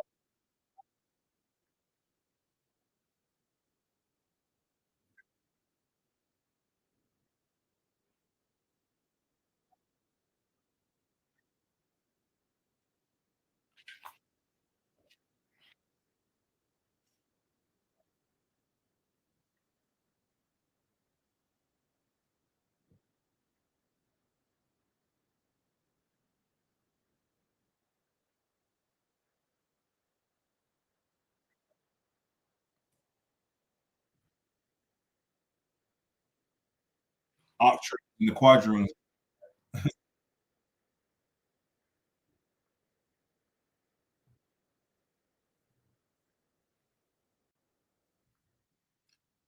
But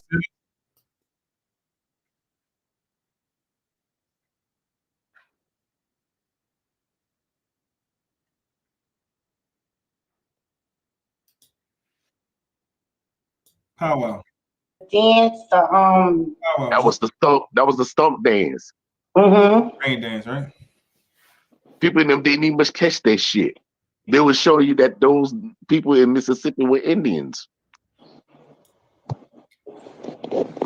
Right. Why they was singing doing the river dance and everything, the Negroes and it was doing the stump dance. Look at the shit. People in them didn't even much catch it. Crip walking, gangster walking, they call it. Same thing they doing now. Mhm. Same. Like, you know what I always say, like when they do the line dancing out in over in the thing, baby, them girl, it's this one girl, her video went viral, and I tell you, she was doing it. And I said, when you look at these other people doing this dance, they look so unnatural. Well, They square don't look. dancing, the square dancing came from the Apocrypha. That's where square dancing came from and Cajun music came from, dealing with Zydeco. It came from the Apocrypha, which actually are known as the Ice Shack. But the French and them say Atakapa. But most people don't know that. That's where the lion dancing comes from, which was became known as what? Country dancing or square dance, So, you know. so Paul Master, of course, explain that that's the origin of second line. Oh, the origin of second line that came from over there from Kemet because the second line was the funerary line because the first line was the funerary line where they would have a possession to where they would bring the dead body when they go into the cemetery and everything. And then once they go ahead on to put the body to rest, that's when they dance for the remembrance of the deceased that they just buried. So that came over from East Africa to West Africa, and then it came over this way because we had a thing that was before second line. That was the like the kings and the queens possession. You know what I'm saying? Dealing with the celebration for their birthdays.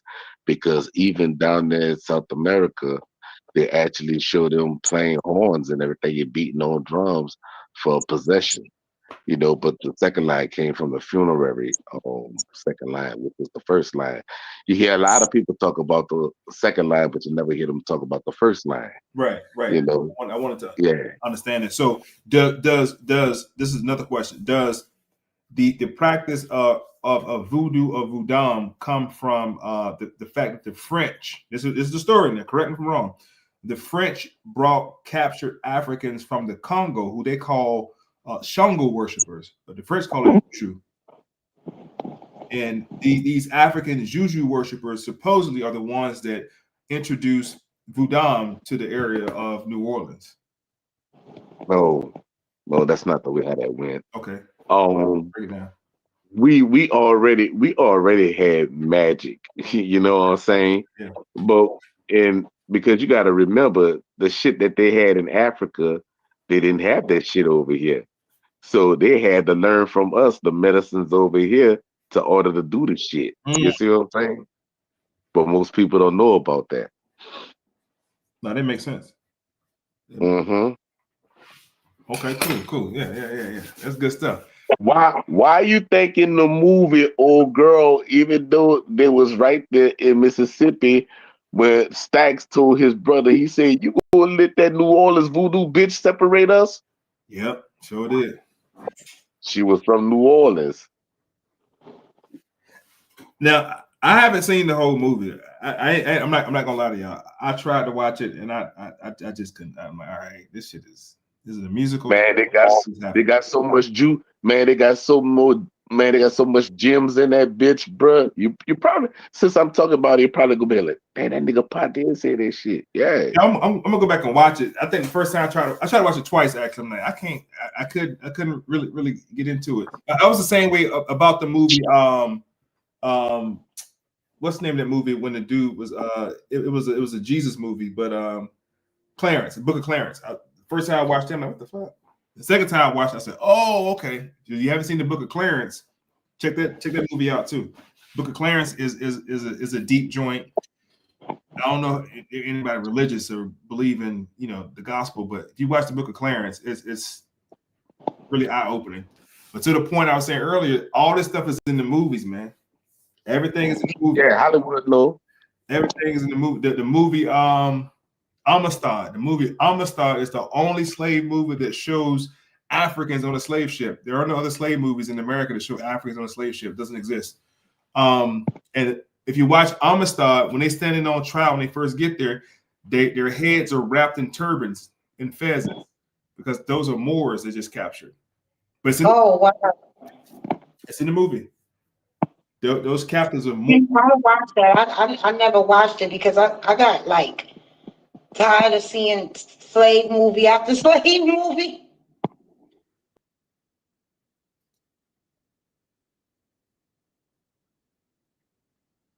Of course.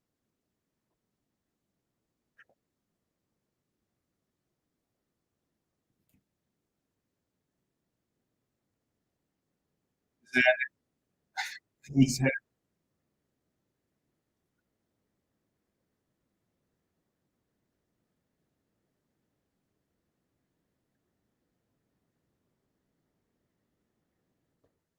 Indians.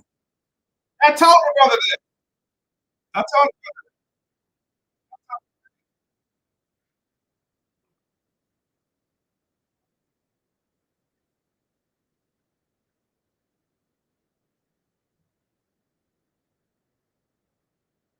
look, I can see the screen.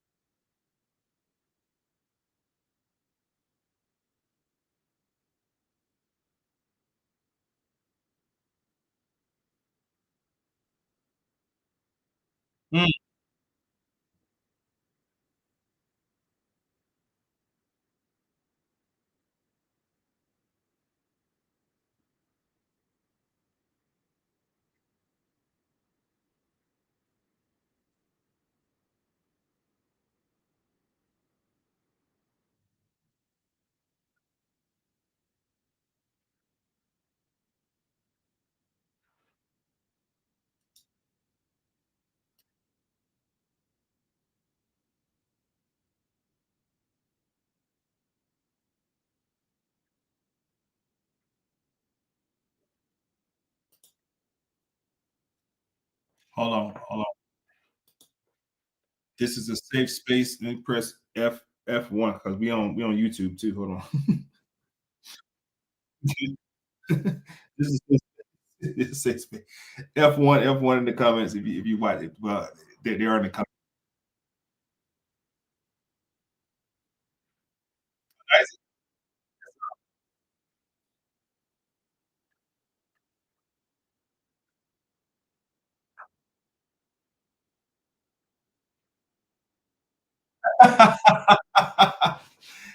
F4 in the comments. F4 in the comments. This is a safe space.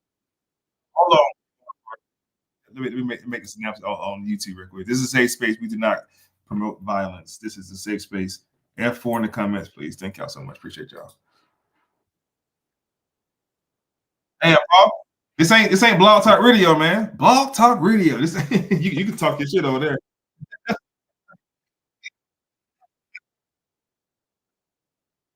Now they just flag it. They're flagging and be like, "Oh, we can't." Da, da, da, da. Fuck you. Uh, but yeah, we on YouTube and Twitch. We on Twitch too. Twitch jumping too right now. We're on Twitch and YouTube right now.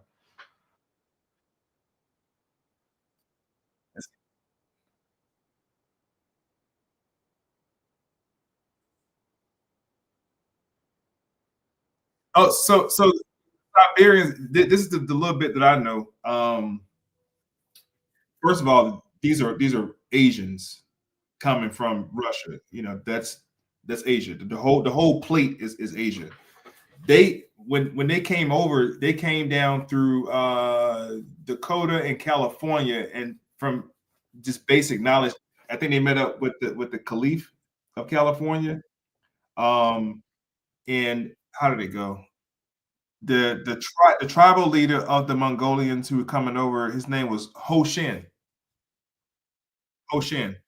And these were like the regular Asian people. They call them fuzzy wuzzies. They had little dirty afros and everything. So let me start pulling them up. And they intermingle with some tribes in California and produce the first sect of what become later be called the Toltec, the Meztec, and it's one other group, Toltec, Meztec, missing one too. It's three of them. That's their descendants. And their cousins, and Paul, you can jump in, but their cousins, the cousins of the Siberians to the south end up being the Dakota, and a lot of the what I call the playable and teepee Indians.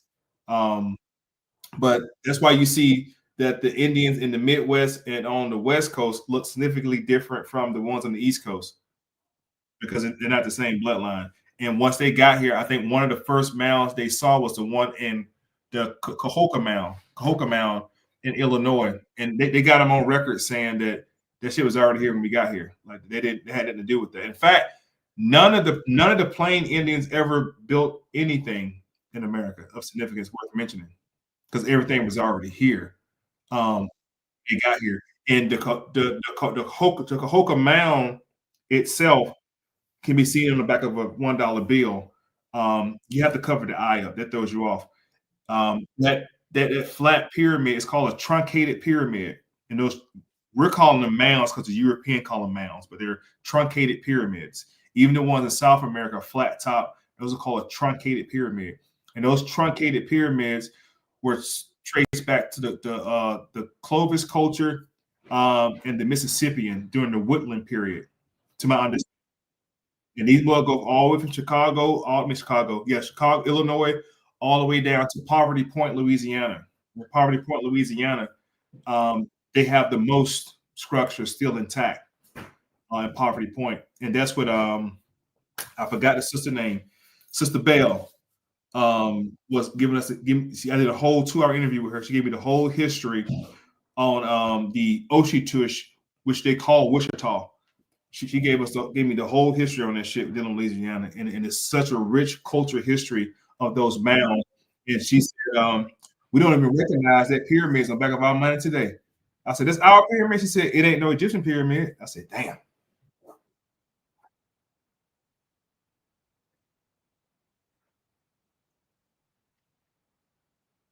The Hoka Mound.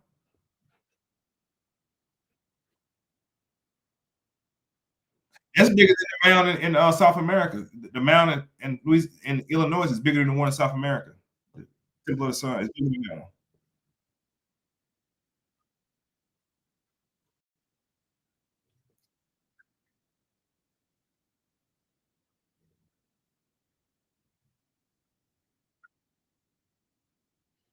Damn. Damn.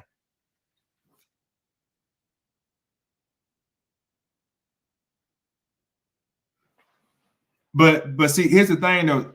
They can't erase it. They can't delete it. And since we're talking about Metacom's war, since the 500-year Indian War, since smallpox, since goddamn the killing of Tupac, since since crack cocaine, since they don't try everything. We're just a resilient people as a collective. We're just a resilient force. And the only way they can control us is through violence. They can't outthink us. They can't outwork us. They can't outrun us. They can't outjump us. Like we are the supreme beings on this planet because this is our planet, right? Go ahead.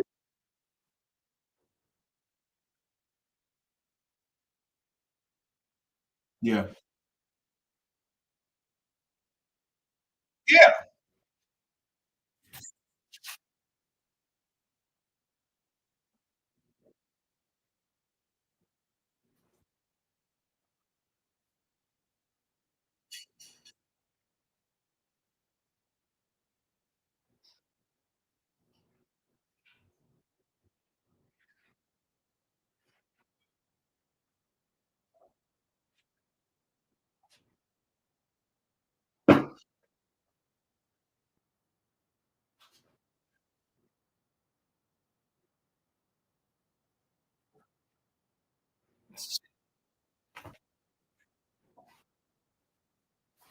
That's what I was saying earlier about the myth about Europeans going into Africa, grabbing slaves. So Europeans couldn't go past the shoreline because of malaria. The black people already they were already immune to mosquitoes and shit like that. When they tried to go in there, they couldn't make it. So they had to hire help to get people out of there to bring them to the shore. So a lot of this stuff is it's just myth and folklore that unfortunately the so-called Negro in America have fell subject to believing that these pale pale skinned hook nosed devils. Okay, I can say that on YouTube. That they just so superior. They're not, man. They didn't do half of the shit you thought they did. The Constitution, all that stuff was already in place. The government was already here. It was already in place. The nations of tribes had already had a government. Benjamin Franklin sat in Albany, New York, and was taught by Indian tribes on how to set up a government.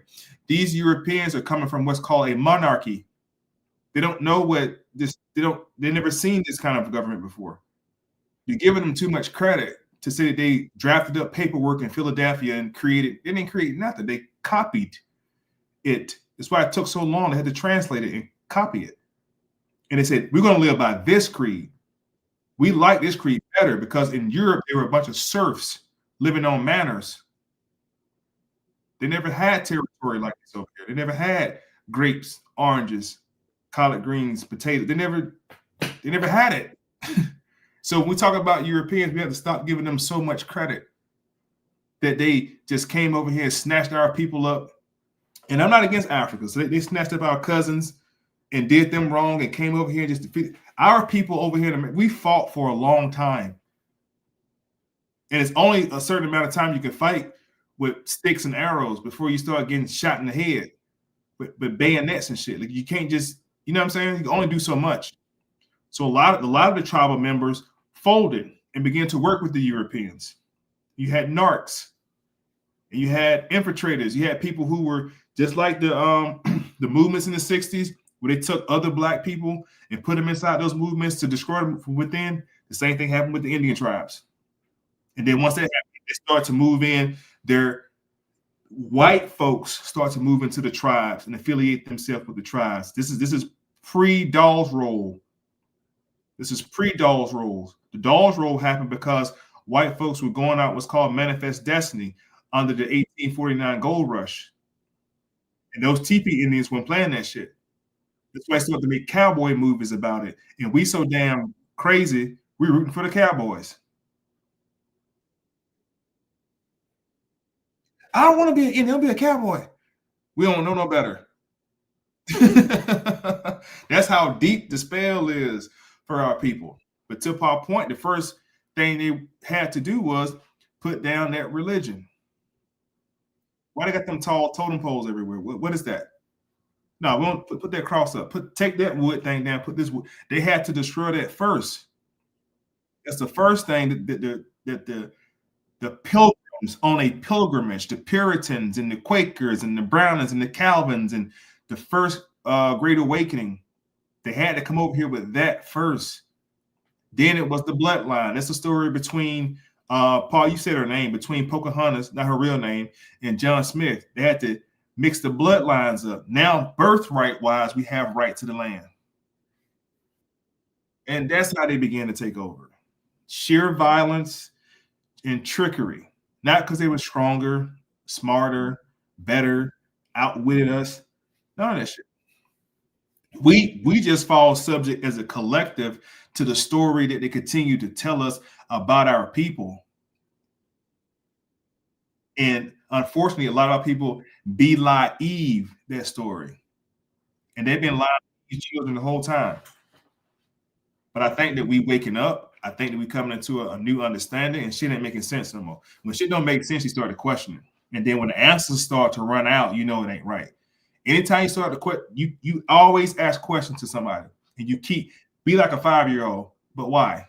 But why? But why? But why that? You keep and when they run out of answers, if they run out of answers, you know it's a damn lie, because the truth will never fade nor pass away. You can keep telling the truth for 3 days straight, but a lie gonna run out.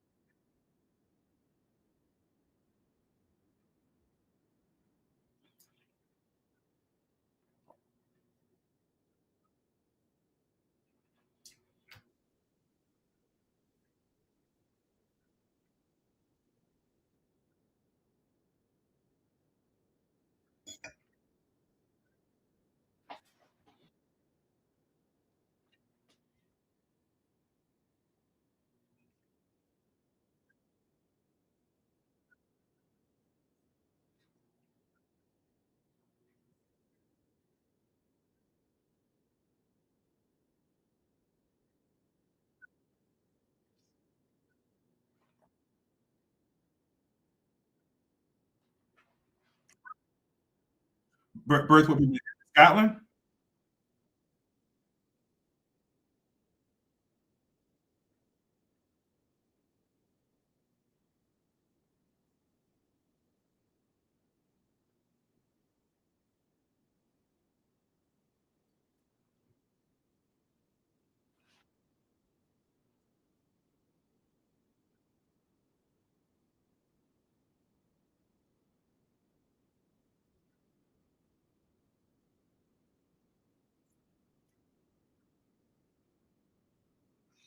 And this is what's gonna happen, though. What's going to happen? You got people like Paul and other people who've been put this information out for years.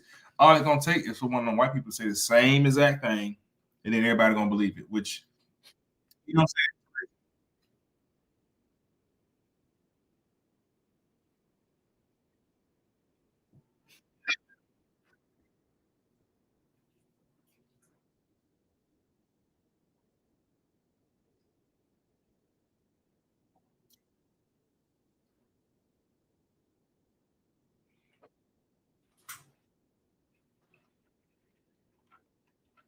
Well, we talking about Scotland. Then, if he didn't mention Queen Scotia, then I want to understand where he's coming from. I'm not saying he didn't. I ain't heard.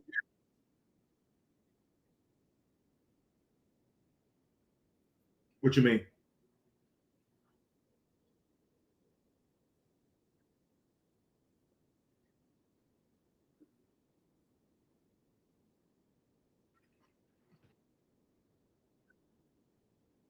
No, I'm talking about your guy dealing with Scotland.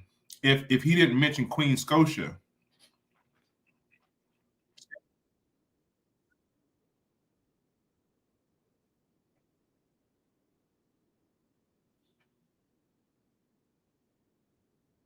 uh,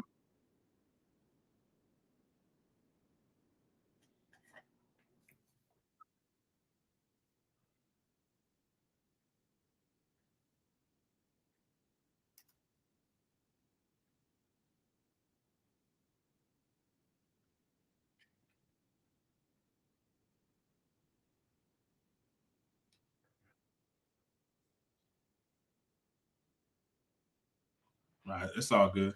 But if our people in America were to constantly hear the repetitive stories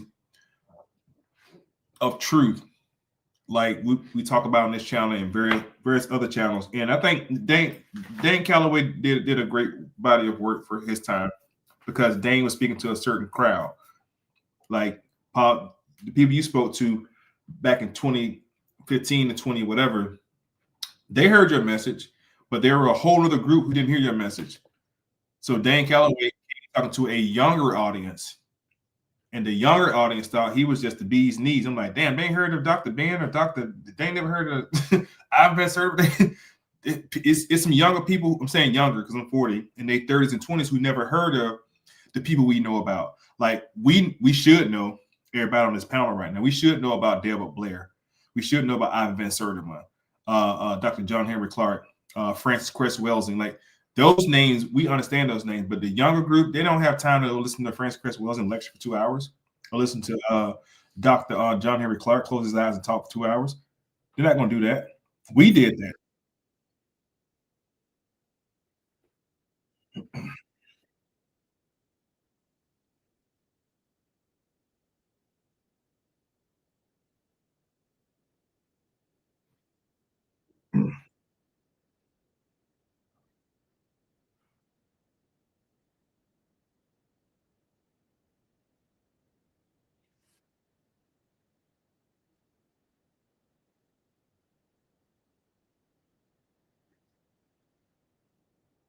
Well,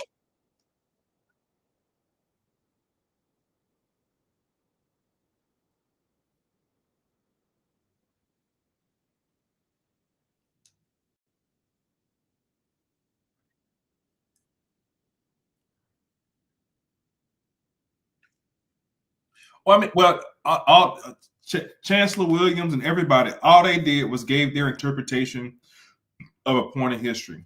And if somebody listened to Chancellor Williams and Ivan Van Sertima and Dr. John Henry Clark and Delbert Blair and took everything verbatim as if it was all wise, right, and exact, then that's their fault. Because I researched everything they said, and it was a few holes in what they said because they didn't have Google at that time, so they couldn't get the information as quick as you can get it now. But you definitely should listen to what they say. Even when I give lectures on my channel, I tell people all the time, don't believe a word I say. I'm not here to convince or persuade anybody. This is just information. Go do your own research. Then the shit becomes something you know, not something you heard. Because anytime somebody get to talking and say, "Oh, they said this," and who is? I'm gonna ask you, who is they? Give me the name and what they. That's how I know you didn't study the shit. You're a parakeet. You just repeating what you heard. It sounded cool, and you can remember everything that was said, so you recite it as if you know it. So all those elders did was just brought forth a certain group of academia. Dr. John Henry Clark always said, "Go study European history," because the ancestors never wrote a history themselves. Europeans created the discipline history and wrote about our ancestors. We should study European history. Once you study European history, then you really learn some history. I don't start talking about medieval period. I go back and talk about the white tribes, the Ostrogoths, the Visigoths, the Vandals. I can talk about their tribes too, the Pits and the Jutes and the Kurds. I can give you the whole history about their shit when they came out from being from the Paleolithic period. When I was before my teacher had me start with the Worm and Goons Ice Age. There were no people here yet to be known, talked about. Then you progress forward through history on a timeline. You start with AM, not BC. You start with AM prehistory. Then you go into BC and then down through AD history.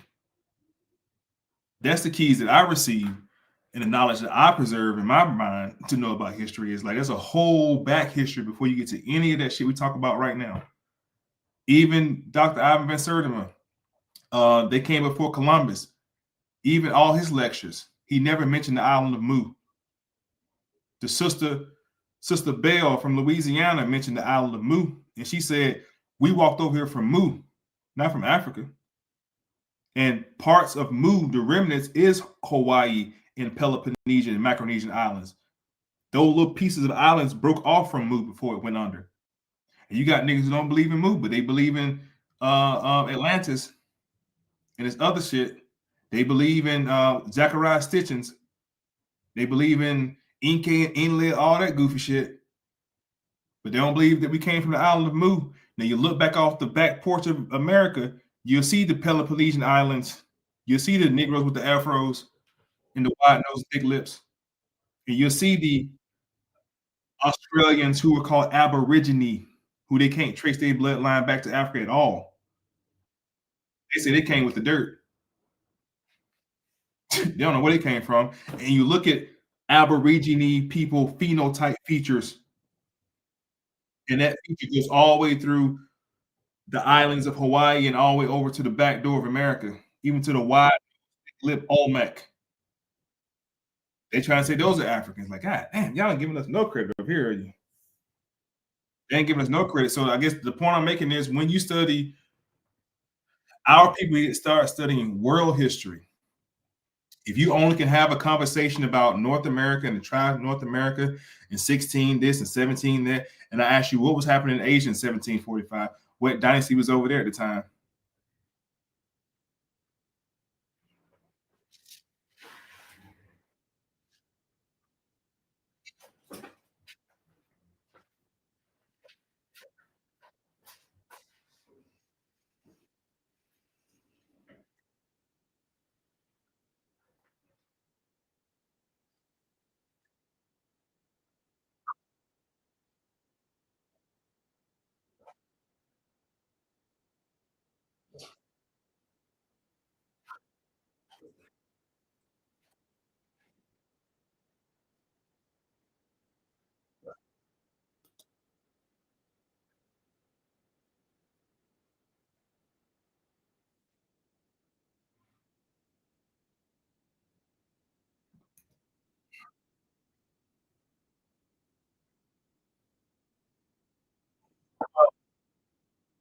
They didn't call them. They didn't call them. They didn't call them Negroes or Negroid. They didn't call them that. And I say they. I'm talking about the first scientist Johann Blumenbacher, a German anthropologist. He created the whole idea of Caucasian and Mongoloid and Negroid, and it was called Australianoid. That's the other feature of so-called black person that he had in this category. And he gave definitive definitions for each entity. Then race was invented by this. Yeah.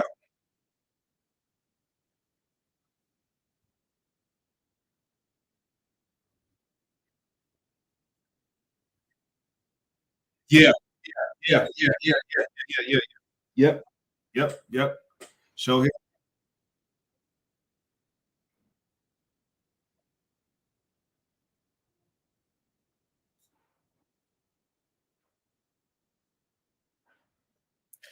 Well, when you talk about a Caucasian, is anybody from North Africa. Period. That's just what a Caucasian is.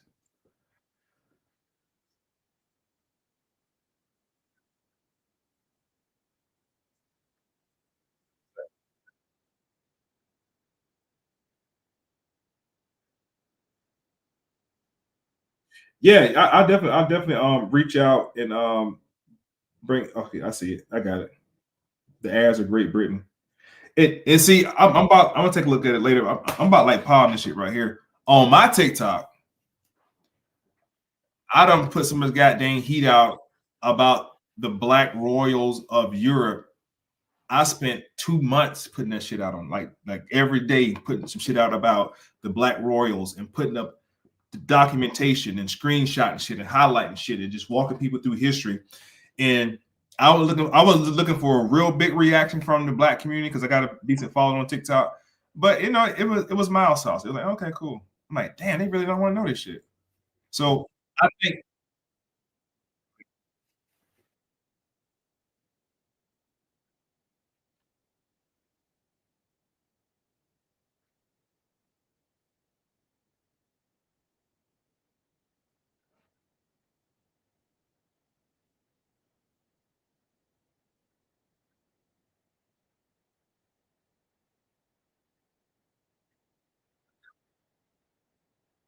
no, it was Charles. The second was called Little Black Boy.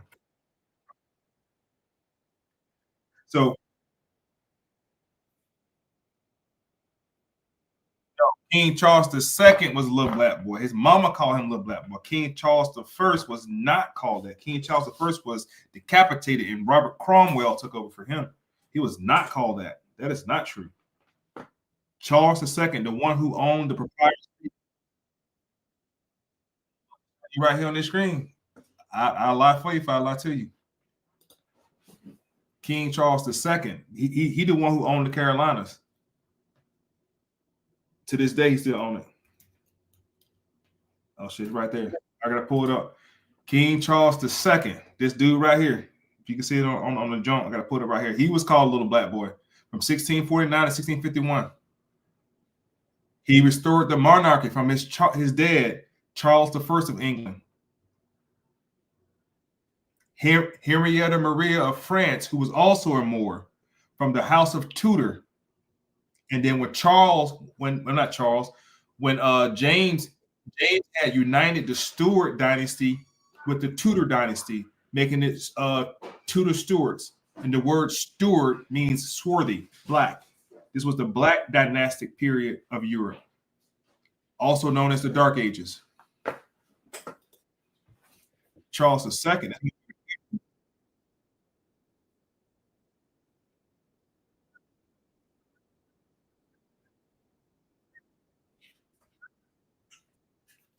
Yeah, there would now. I can go public saying this because we live. I don't necessarily subscribe to the ideology of somebody being called a Hebrew. Is you can just say Israelite. We know they were Hebrew. You gotta say both of them. It's kind of like a conundrum to say both names when we know that. Yeah,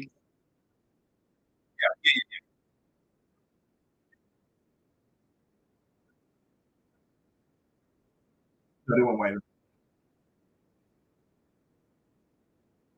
Yeah.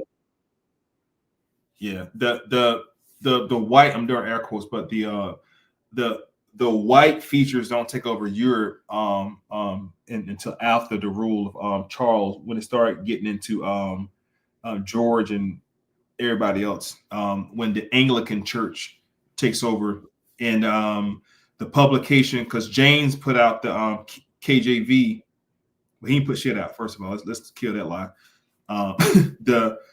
The publication of the King James Bible in 1611. At 1516, the Nova Instrumentum got printed, the Nova Testament, and this is Desiderius Erasmus, who was a playwright who rewrote the what was called the damn what Bible that was.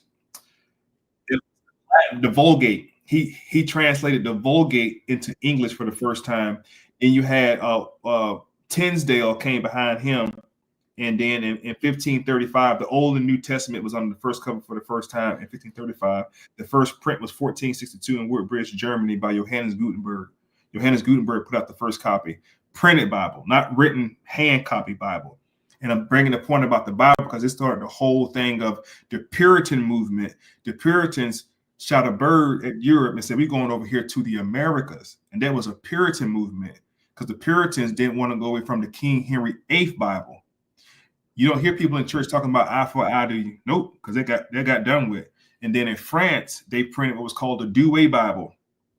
And then England came back with the newest version of the KJV, and that's when the Book of John got introduced in that shit. And this was a religious political ploy to put those white people in those seats in Europe because that Hebrew bloodline had to go.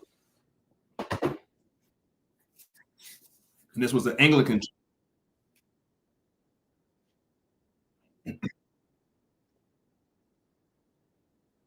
Yes, sir. It's facts. What's up?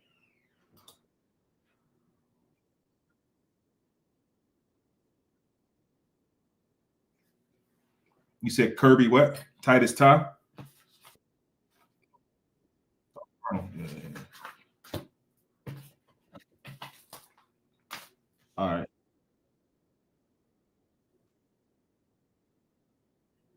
I got you. Current Titus tie. I got you. I wrote this shit down too. I got you.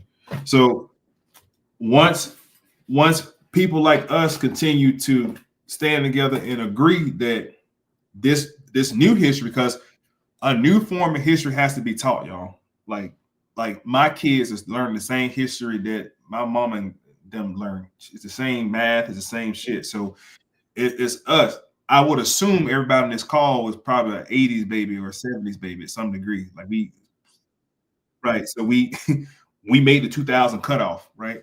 Like my son told me, you was born in the 1900s. I'm like, damn, I was. Well, in 1900.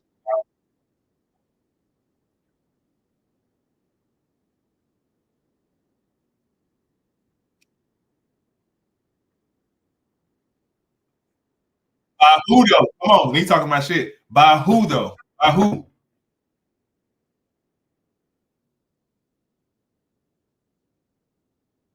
Nuh-uh.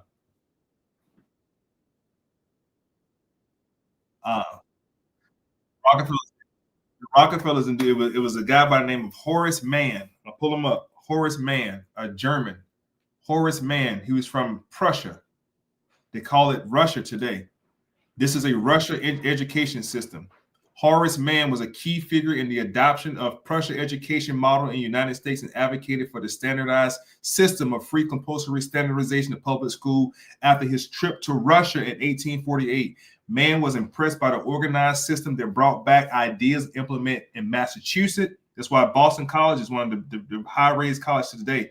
Boston people are smart as fuck to go to college there, including graded classes, teachers, training, state-controlled curriculum, which heavily influenced the development of modern public education system. He is known as the father of American education. Horace Mann, write him down.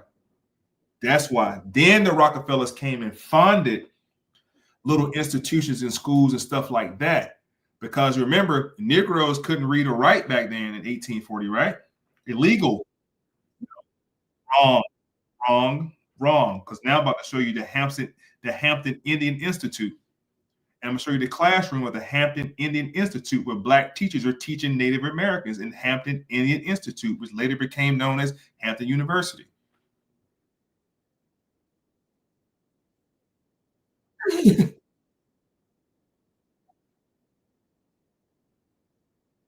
Because they wanted to assimilate.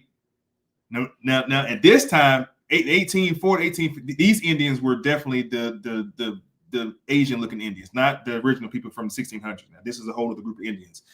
They trying to assimilate them to American culture.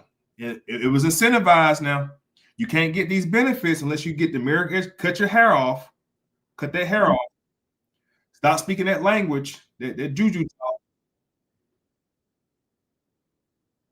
That was the quote they went after too. That was what they went after. So the Hampton Indian Institute or Hampton University becomes the one.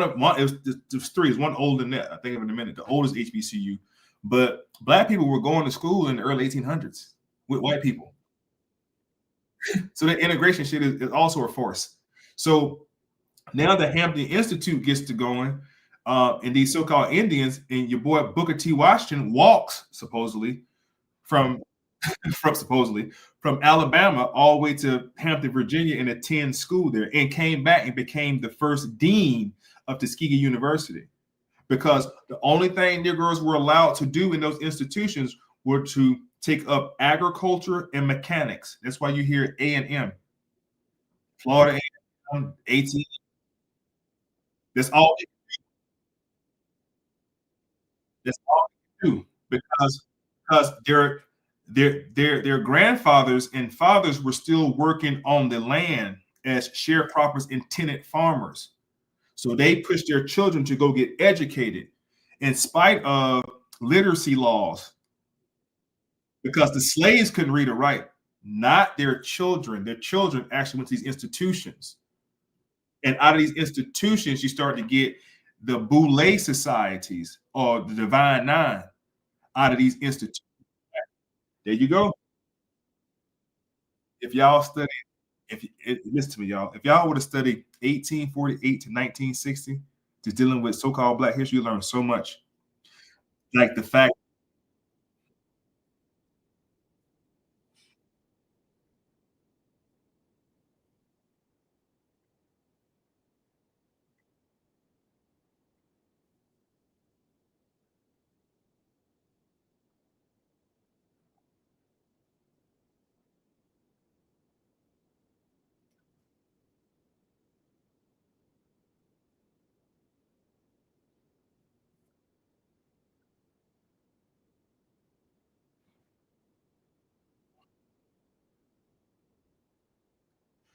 no, I agree, Mark. Only reason I don't really I sidestep on W.E.B. Du Bois is because he was for eugenics. He actually agreed with Margaret Sanger about eugenics. His whole thing was to get rid of out of the Black society the feeble-minded Negroes out of the Black society. So he was for eugenics. He was for negative eugenics, not positive eugenics. So that's the only reason I'm kind of like, W.E.B. Du Bois, and he hated to the core the idea of going back to Africa.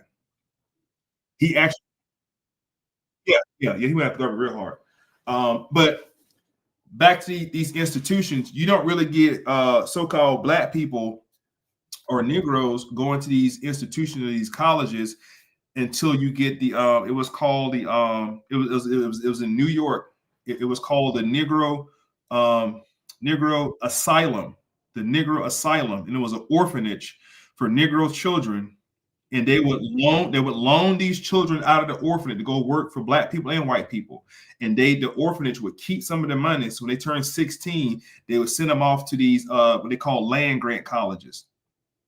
And these land grant colleges happened in 1862 under what's called the Morrill Act. In the Morrill Act, when the federal government gave 30,000 acres to members of Congress to establish funded public universities focused on agriculture and mechanics. That's the second one. The first Morrill Act were for white institutions to get established. So now when you have, and the person who signed up that asylum in New York, his name was General Howard. The same General Howard that opens up Howard University later. I think it was like 5 years later. He founded Howard University for those same little bastard offering Black children to go to an institution.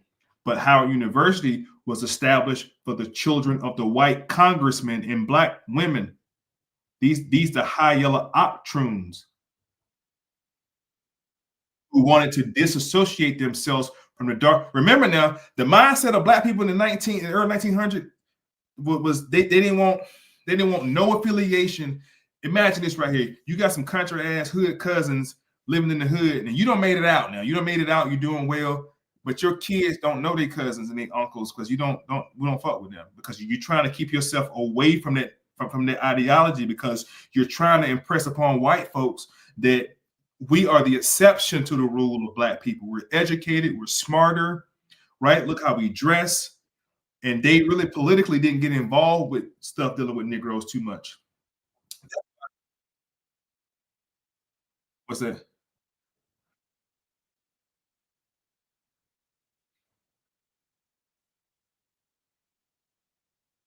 Oh, of course, of course, absolutely.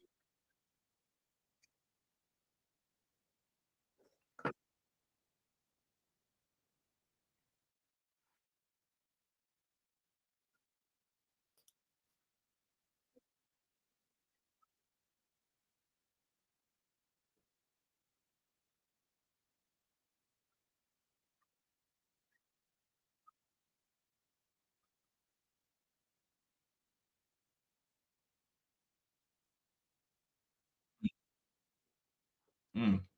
Now, another thing I want to bring up real quick about that Morrill Act. The first Morrill Act was in 62 after the Civil War. The second one was in 1890. This was the one that gave the HBCUs their land grants. But as it's saying here, as I'm reading it, that those land grant colleges focused mainly on the northern jurisdiction colleges, and they really went side up for Southern blacks to go to college. That's why a lot of times you see in movies, and sometimes it's portrayed as when the kid get a certain age on the so-called cotton farm, they would try to save money to send him away, to send him up north to Chicago or New York somewhere. And he was supposed to get that knowledge and come back to teach his brothers and sisters that information. But just like now, when a nigga make it out the hood, he ain't coming back.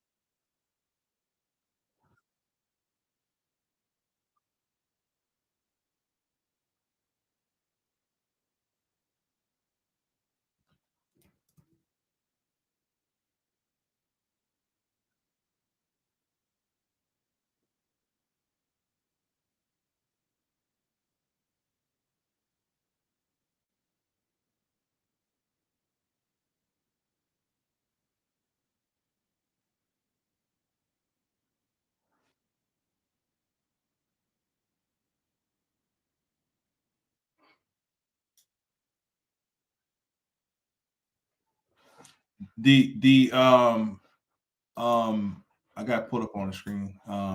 It was called the Colored Orphan Asylum in New York from 1836 until 1946. It housed,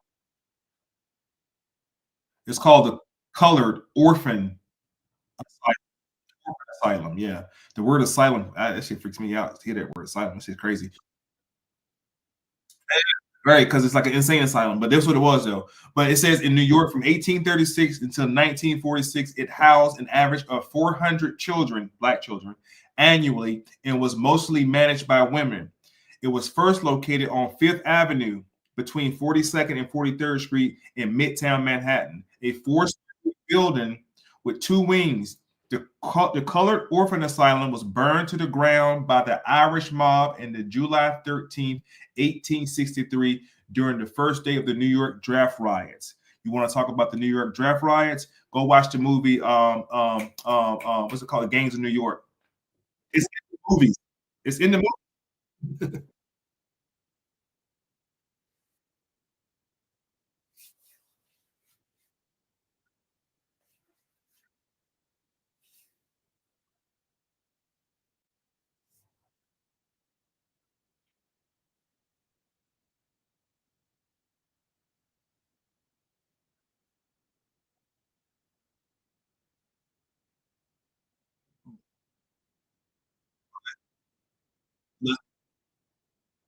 Let's talk about why it happened real quick. It happened because Lincoln was drafting the Irish to come join the Union.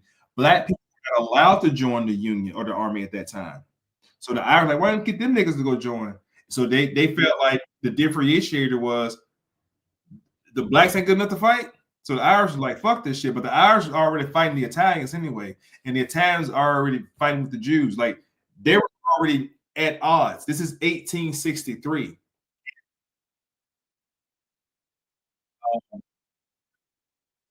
The building was rebuilt by Quakers. The Quakers play a pivotal role in all this shit for real, for real.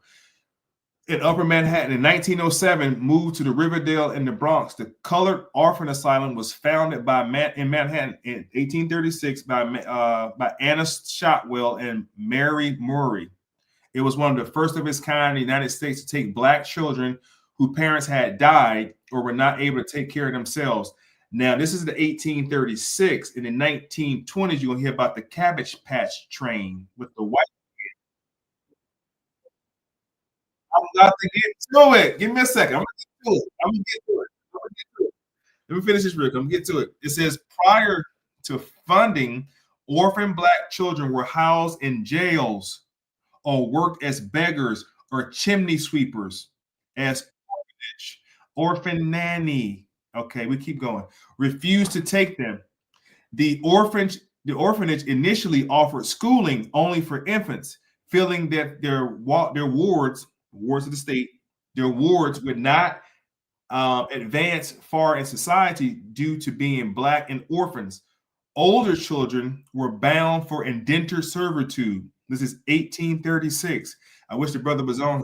We was talking about this shit in 17 and I'm sorry, in 1621, indentured servitude happened. In 1836, it was still happening. Up until the 1940s, it was still happening. Watch the movie The Butler.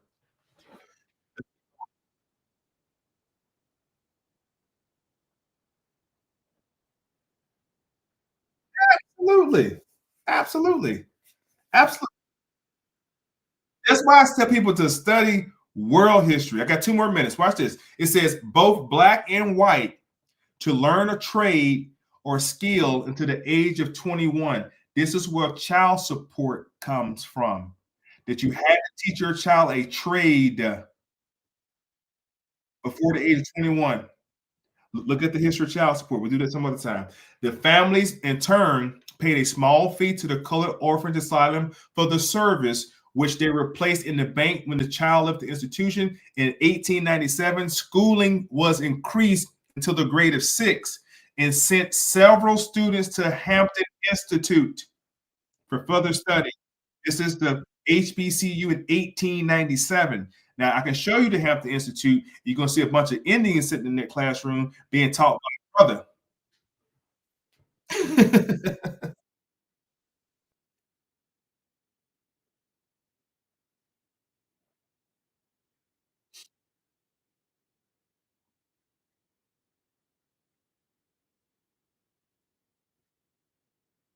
Yep.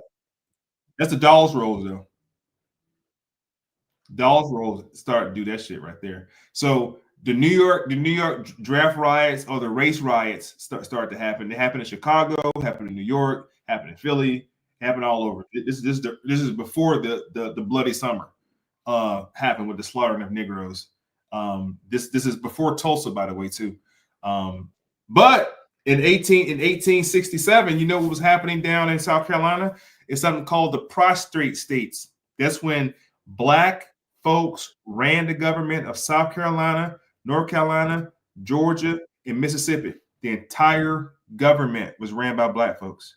This is called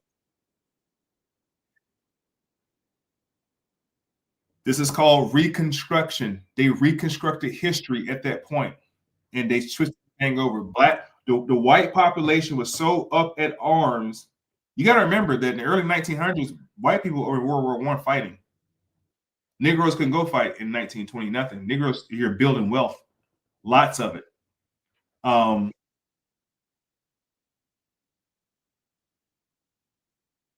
Cox riot.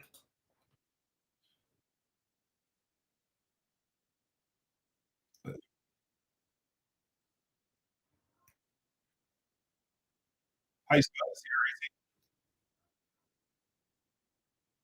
Okay. Got it.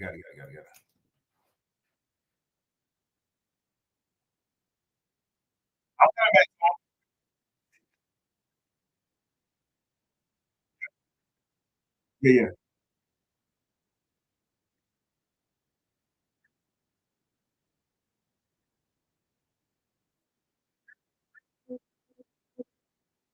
Because their white parents were just sending them over here. You got to Yeah, they're just sending them over here for a better way of life, and that's been going on since what 1619. Remember that the Pilgrims are just coming over here. That's been, and then it happened again in what 1920, 23, 24. Ellis Island hit them when they realized that the population of Negroes in America are way too many. We need more white people. And America told Europe, send us your sick, send us your poor. And about 70% of what they sent Ellis Islands were prostitutes and criminals. 70%. So an influx of white people coming over in the early 1900s on the backs of 1860, 1840, 1911, 1901, World War I. white people were, excuse my language, fucked up until they gave them what was known as welfare, and they gave the white youth YMCA, and that's what them up a little bit and made them upright in America. But white people, when they first got here, wasn't hitting on a bag of nickels. They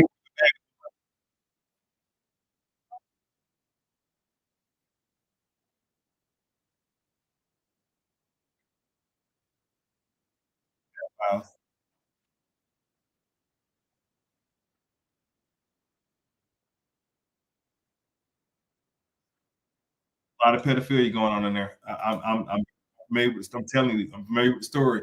Now you have an influx of so-called white people coming over here. Let's just follow the timeline real quick. All these riots are popping out. See, the Cox riots, 1894. Let's follow the timeline. 1863, 1894. You go to 1920, because in the 1867 to 1873, Negroes, when I say ran, y'all, like imagine Atlanta, but Atlanta is Carolina. Atlanta is Atlanta. The whole South got a black mayor. The whole South got a black governor. They removed, this is the Union, they removed the white aristocracy after the Civil War as punishment. Like, if y'all don't want to stand with the Union, we're going to let the niggas run y'all in. And that's when you get people like Hiram Revels. Hiram Revels becomes the first black senator in Mississippi, but he becomes the first president of the Confederacy. Let that sink in for a minute, because Jefferson Davis got arrested. He did a 2-year term. He only did 1 year. He got arrested. He sat in Fort Sumter, South Carolina for 7 months. And while he was there, a black man, Hiram Revels, ran the Confederacy. It's your first black president of the Confederacy. The prostate states of Carolina was ran by all black government, North and South Carolina. The whole entire assembly, your legislative branch, it's your local government, ran by Negroes. And that's when them white people came back from World War I, poor, broke. Then you had the crash of Wall Street in the early 1900s. And these crackers in line eating cabbage soup. You get your Cabbage Patch Kids. And you watch the movie, what's it called? Willy Wonka. When fucking grandparents sleeping forward to a bed and eating cabbage soup. It's in the movies. You gotta pay attention. Yes, just want kids in there. That's it. Not the parents. Want the children in there. So now, now we're in America, and when people give you that story about slavery and how just poor and desolate Negroes were, y'all better take a second look at that shit. We was running it. It was the pen is mightier than the sword. Here's something that an old black man told me. He said when what the white man named it was going through the saying the British are coming. What's his name? Paul. He said Paul Revere is the hero of the story. But back at the stable, the horse said, "Nigga, if it wasn't for me." The moral of the story is who telling the story. The horse said, "Nigga, it wasn't for me. He wouldn't have did that." So it's depending on who telling the story. We've been allowing these people to feed us a story for so long. Out of Africa theory. Nobody talks about Melvin Herkovich and Franz Boas. They put that shit into the HBCUs. Yeah, Franz, they all German. Franz Boas is known as the father of African American study. I let that say.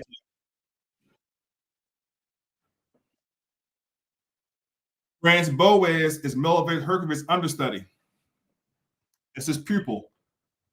So you got to think from 1860 when you get your first HBCUs, but they calling them something else, Indian colleges or Indian institutes, they calling them now. You take a look at those photos and see, oh, that was us in the institutions. Yes, that was us in there. That was us running the shit in the 1900s, because the white people were over there fighting in World War I. They weren't over here doing nothing. Nathaniel. They're still trying to recover from 1865, which was about 35 years ago. Think about this shit now. They weren't doing nothing. So what was cooked up was something called the antebellum period of the South. White, the Gone with the Wind look at us. They were still dirty, poor, desolate. They couldn't read or write.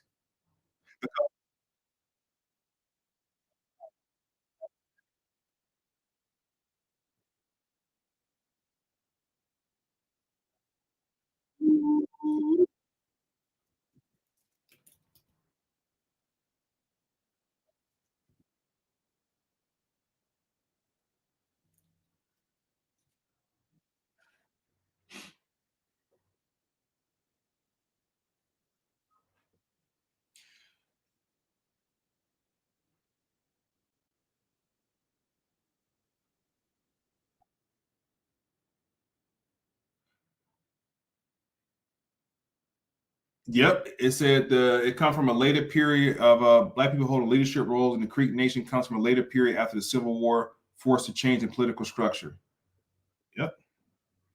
In 1866, as part of the new treaty with the U.S. government, following the Civil War, the Creek Nation was required to free enslaved black people and grant them full tribal citizenship and rights. This led to black people being formally incorporated into the Creek political body.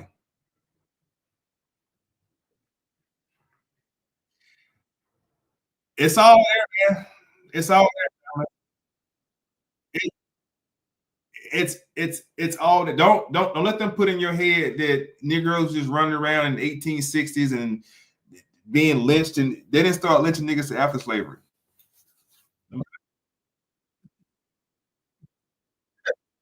Right. They didn't happen. I just paid $1,500 for the nigga. Ain't gonna lynch. I'm gonna beat him half to death. I ain't gonna lynch him. I need him to work. I need to get my money back for the bank take my land. So don't allow people misinterpreting history, and it's just a bunch of misnomer, man. Like the shit is such a misnomer, man. It's crazy. You said that niggas couldn't read or write, but then you got niggas teaching in institutions. Niggas couldn't read or write, but niggas running governments 2 years after the Civil War. Like, come on, y'all. Come on. The shit has to make sense. How did niggas go from the plantation picking cotton to sitting in government? They within 48 hours. I'm like, how did they just go from that to that? Because white people owning slaves, only 10% of white people in America own Negroes. 10%. 10%. And it was mostly in the southeast region of America. Come on now.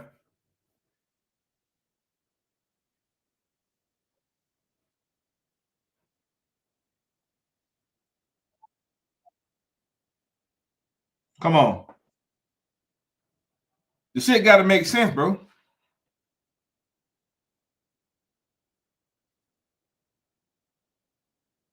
You good? Remember when they said that, they killed 400 million Indians, now all of a sudden you brought in 400 million Africans?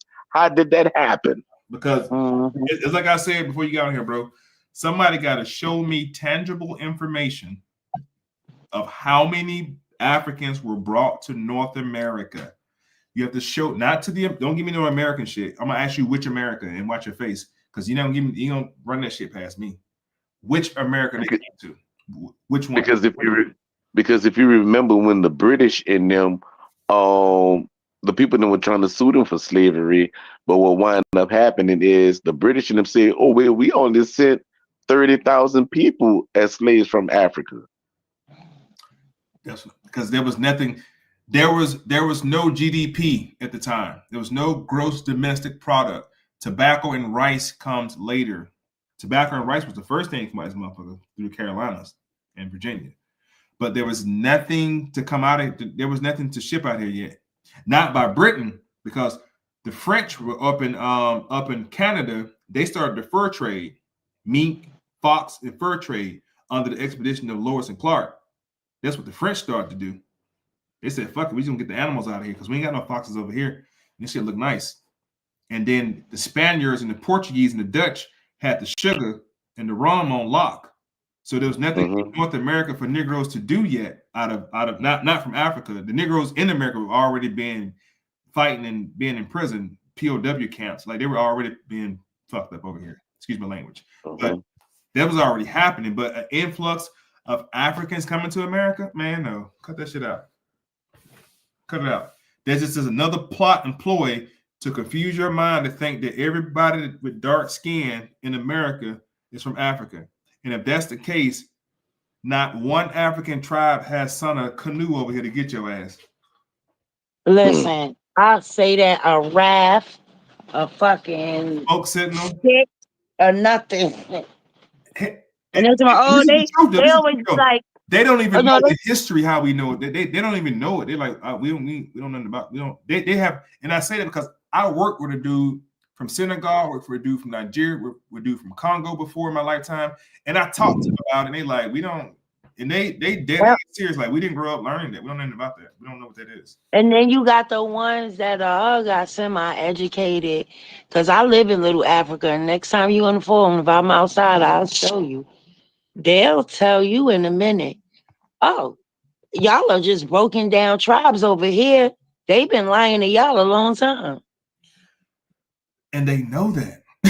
Yeah. Like, it's us who don't know that. Like, we need to be brainwashed. We need to have our brains taken out, scrubbed with some Comet, some Febreze, and put back in our head, because we are upside down. We sit upside down. We see slave shit. We see dudes with the chains on. We think those are the slaves. Like, no, they kept running away. They know better. Because I keep asking people where the, because you know what, Jacoby, you could go and Google the Arab slave trade, right? And they got pictures of them on these ships with their African slaves. I'd be like, they don't got one picture of our asses nowhere. Nah. Everything is a drawing. Yeah. Sketches. And then another thing is, right, when it was showing like the domestic slave trade here in North America, because the movie 12 Years of Slavery showed you that when they brought the musician from New York down to Oh my God. Louisiana. You know, y'all two got the same mind, because he spoke about that earlier while you sleep too. Well, maybe you know, maybe I was picking up the transmission when I was asleep, because that shit happens sometimes. When I'm asleep, I can pick up shit. You know what I'm saying? But that's what I said earlier. Me and Pa ain't talk offline or rehearse this shit. I told you the truth gonna be the truth, no matter who tell it. It's gonna be the same fucking truth. Mm-hmm. Now, yeah, because they wind up to it. He said the exact same thing I said. Yeah. So I was asleep, y'all. I didn't hear none of this shit. I was knocked out asleep because I've been working and shit. But anyway, what wound up happening? They brought him down from New York, and they brought him down here in Louisiana to perform. And the musicians down here actually spiked his drink, and he wind up right there by the slave quarter down here in New Orleans off Charters. You know what I'm saying? And next thing you know, he wind up in Natchez, Louisiana. You know what I'm saying? Yep. And that's up there between Alexandria and Shreveport. You know. Damn. So yeah.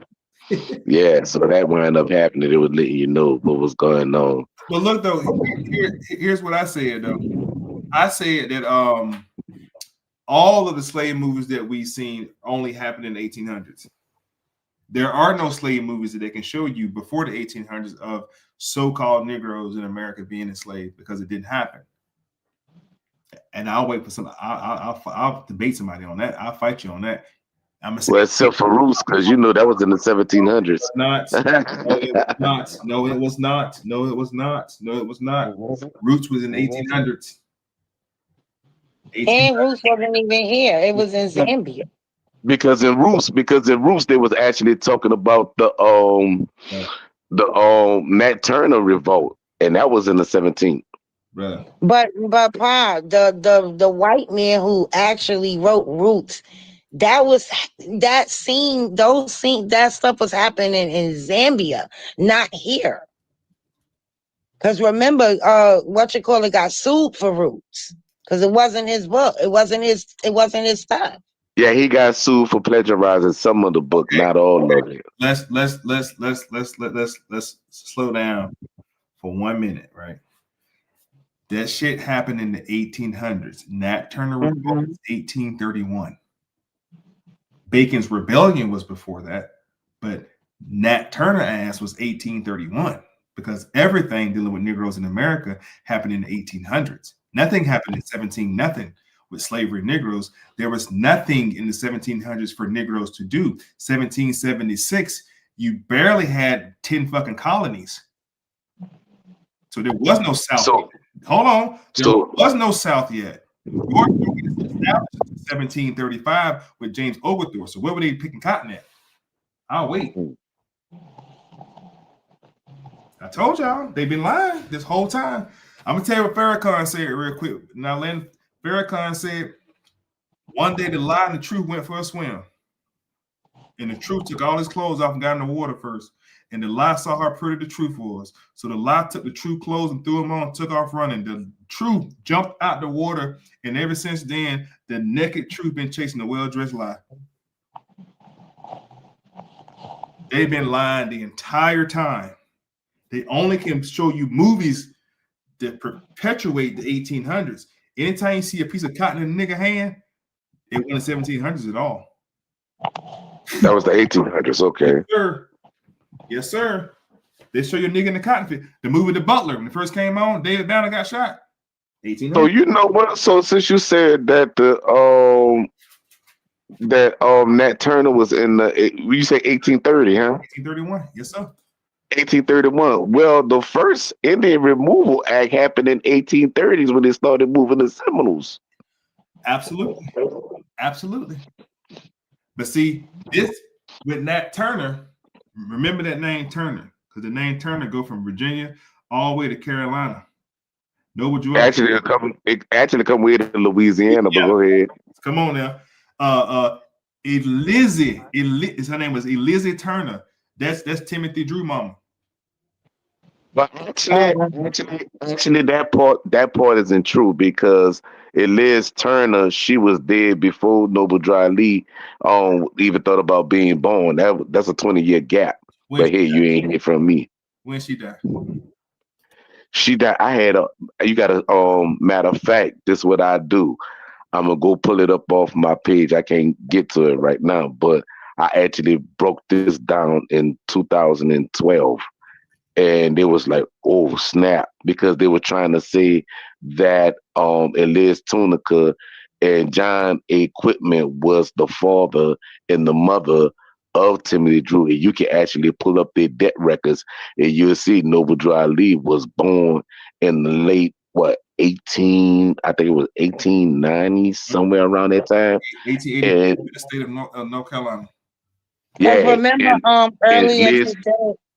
earlier Jacoby, the brother Thought said he didn't have no parents. Yeah, that's that whole Melchizedek shit. They try to make him see this nigga was. But the thing is, if you pull up, a matter of fact, that's what you do. Pull up the record of Elias Tunica and John Quitman Drew and see when they died, because it's public record. You can pull that up. So my thing is this: if they was already dead 20-something years before Noble Dry Lee passed, how in the hell is that his parents? That was one of my Moorish myth busters. So he was adopted by Lucy and James and Lucy Drew in Norfolk, Virginia. And then they said his biological parents were a Moroccan Muslim father and a Cherokee mother. The official records from the 1900 census. That's how you know they lied, because you wouldn't let me finish. Census lists him as adopted son of James and Lucy Drew, but it doesn't say the name of his mother and father, his original mother and father. He was adopted at 14. Go ahead on, pull up the record. Pull up the record when Elias Tunica and John A. Quitman died, because they died way before Noble Dry Lee was born. You said Liz Tunica? Liz Turner. Yeah, Liz Turner. Liz Turner and John A. Quitman.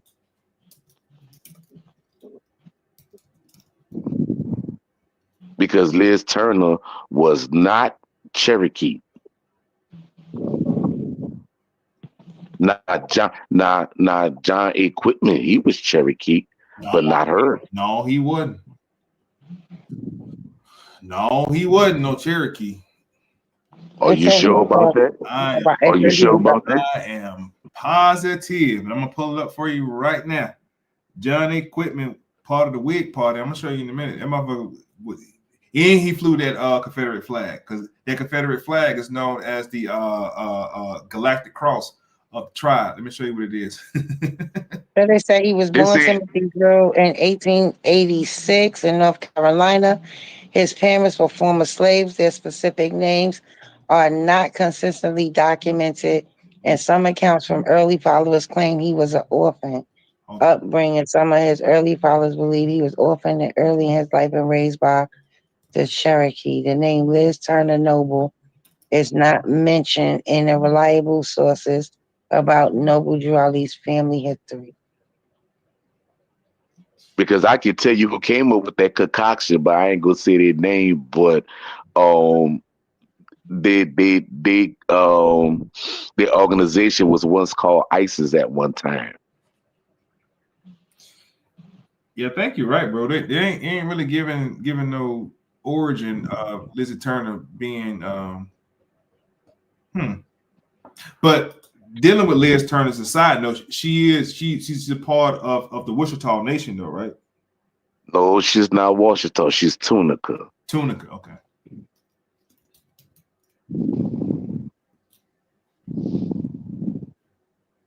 Yep. Facts. They keep saying it's a Cherokee mother and a Moorish father. Yeah, But she was not. they gonna She was not Cherokee. She was Tunica. And I guarantee you, when people hear this motherfucking live, they gonna be like, "Oh, she's Tunica. She been Tunica." Well, you talking about the lady Liz Turner? Uh huh. But if that's not his mother, then they wouldn't really be talking about her, would they? That can't be her because she died before he even thought about being born. She was dead 20 years before he even thought about being So born. she died in 1840 something. mm. Look, pull up her record. Pull up her record. It's a public record.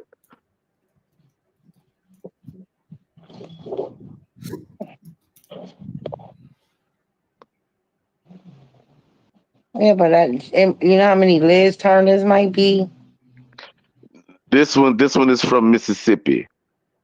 Trust me. I ain't saying I don't trust you, goddamn it, but I'm just saying, you know how many Liz Turners? For them to say that she No, was for information. him to for them to say that she was related to Verdiasi, that's the one that was in Yeah, Mississippi. yeah. Verdi, I see. Yeah, yeah. I'm telling you from what I know. When I interview I'm you, not telling you what I heard. I'm not disputing it. I just said I'm not looking it up because I'm not going through all the damn Liz Turners. when I I got interviewed it all. Sister Bell, now Sister Bell did call Timothy Drew her cousin. Now she did say that Timothy Drew is in the family. That's what she said. Now you can argue with Sister Bell. And Sister Bell, no, she's a little bit older than you, and she been in this shit for a long time. Listen, I'm about to tell you how the connection came through. That was by marriage dealing with ghosting. Yeah, I'm yeah, telling yeah. you what I know. Vertice Ghost, yeah. That was by marriage. That's not by blood. That's by marriage. Yeah, Ghosting. You're right about that. Because they said he was supposedly have been raised from his younger years by an abusive aunt that threw his ass in a furnace. Yeah, I'm telling you for what I know, not from what I heard. I'm telling you for what I know. Because even when they had a person that wrote a book and said that Noble Drew Ali was the fifth Marquise de Maison Rouge. No, he was not the fifth Marquise de Maison Rouge because he could never be the fifth Marquise de Maison Rouge because he's not of the bloodline to be of the fifth Marquise de Maison Rouge. In order to become a Marquise de Maison Rouge, which is a French knight, that means he had to be baptized as a French Catholic, and he was not a freaking French Catholic. Now tell me how I freaking know. Okay, calm down. Calm down. Damn. I'm calm. I'm calm. I'm very much calm. He excited. You got it. Now, hey, I'm you excited. right, bro. What I'm not gonna do is speak on something that I don't know. I'm just going by what the sister had said, Sister Bell, and you know what I'm talking about too. When I did a 2-hour interview with her, and she said that her words, she don't understand how Timothy Drew of Noble Drew Ali was promising this vast estate, and this is what the Moors talk about. This vast estate belonged to us. That vast estate is that territory you was talking about last time of supposed Louisiana Purchase. But Timothy Drew supposedly went down to Puerto Rico, some conference, and he showed something, and now this land belongs to the Moors, and it's all screwed up how the story go. But she was just breaking it down that she said, I don't know why he was all that's lies, man. Listen what I'm telling you. All that's lies. I'm telling you is a lie. Yeah. If he's supposed to went down there to the Pan American Conference down there in Havana, Cuba, it was talking about a 50-year mandate that the Europeans had supposed to give up and all that there. Nah, because if that would have been the case, he wouldn't have had to go there to Havana, Cuba, because the record was in Louisiana. And he never stepped foot in Louisiana. The records has always been in Louisiana. Crazy. Until they took it out in the in the 40s and everything, because they took it, put it on an auction block, and were trying to sell it, and the Empress got it back like within the 70s. Who taught you to hate the texture of your hair? Who taught you to hate the color of your skin to such extent that you bleach to get like the white man?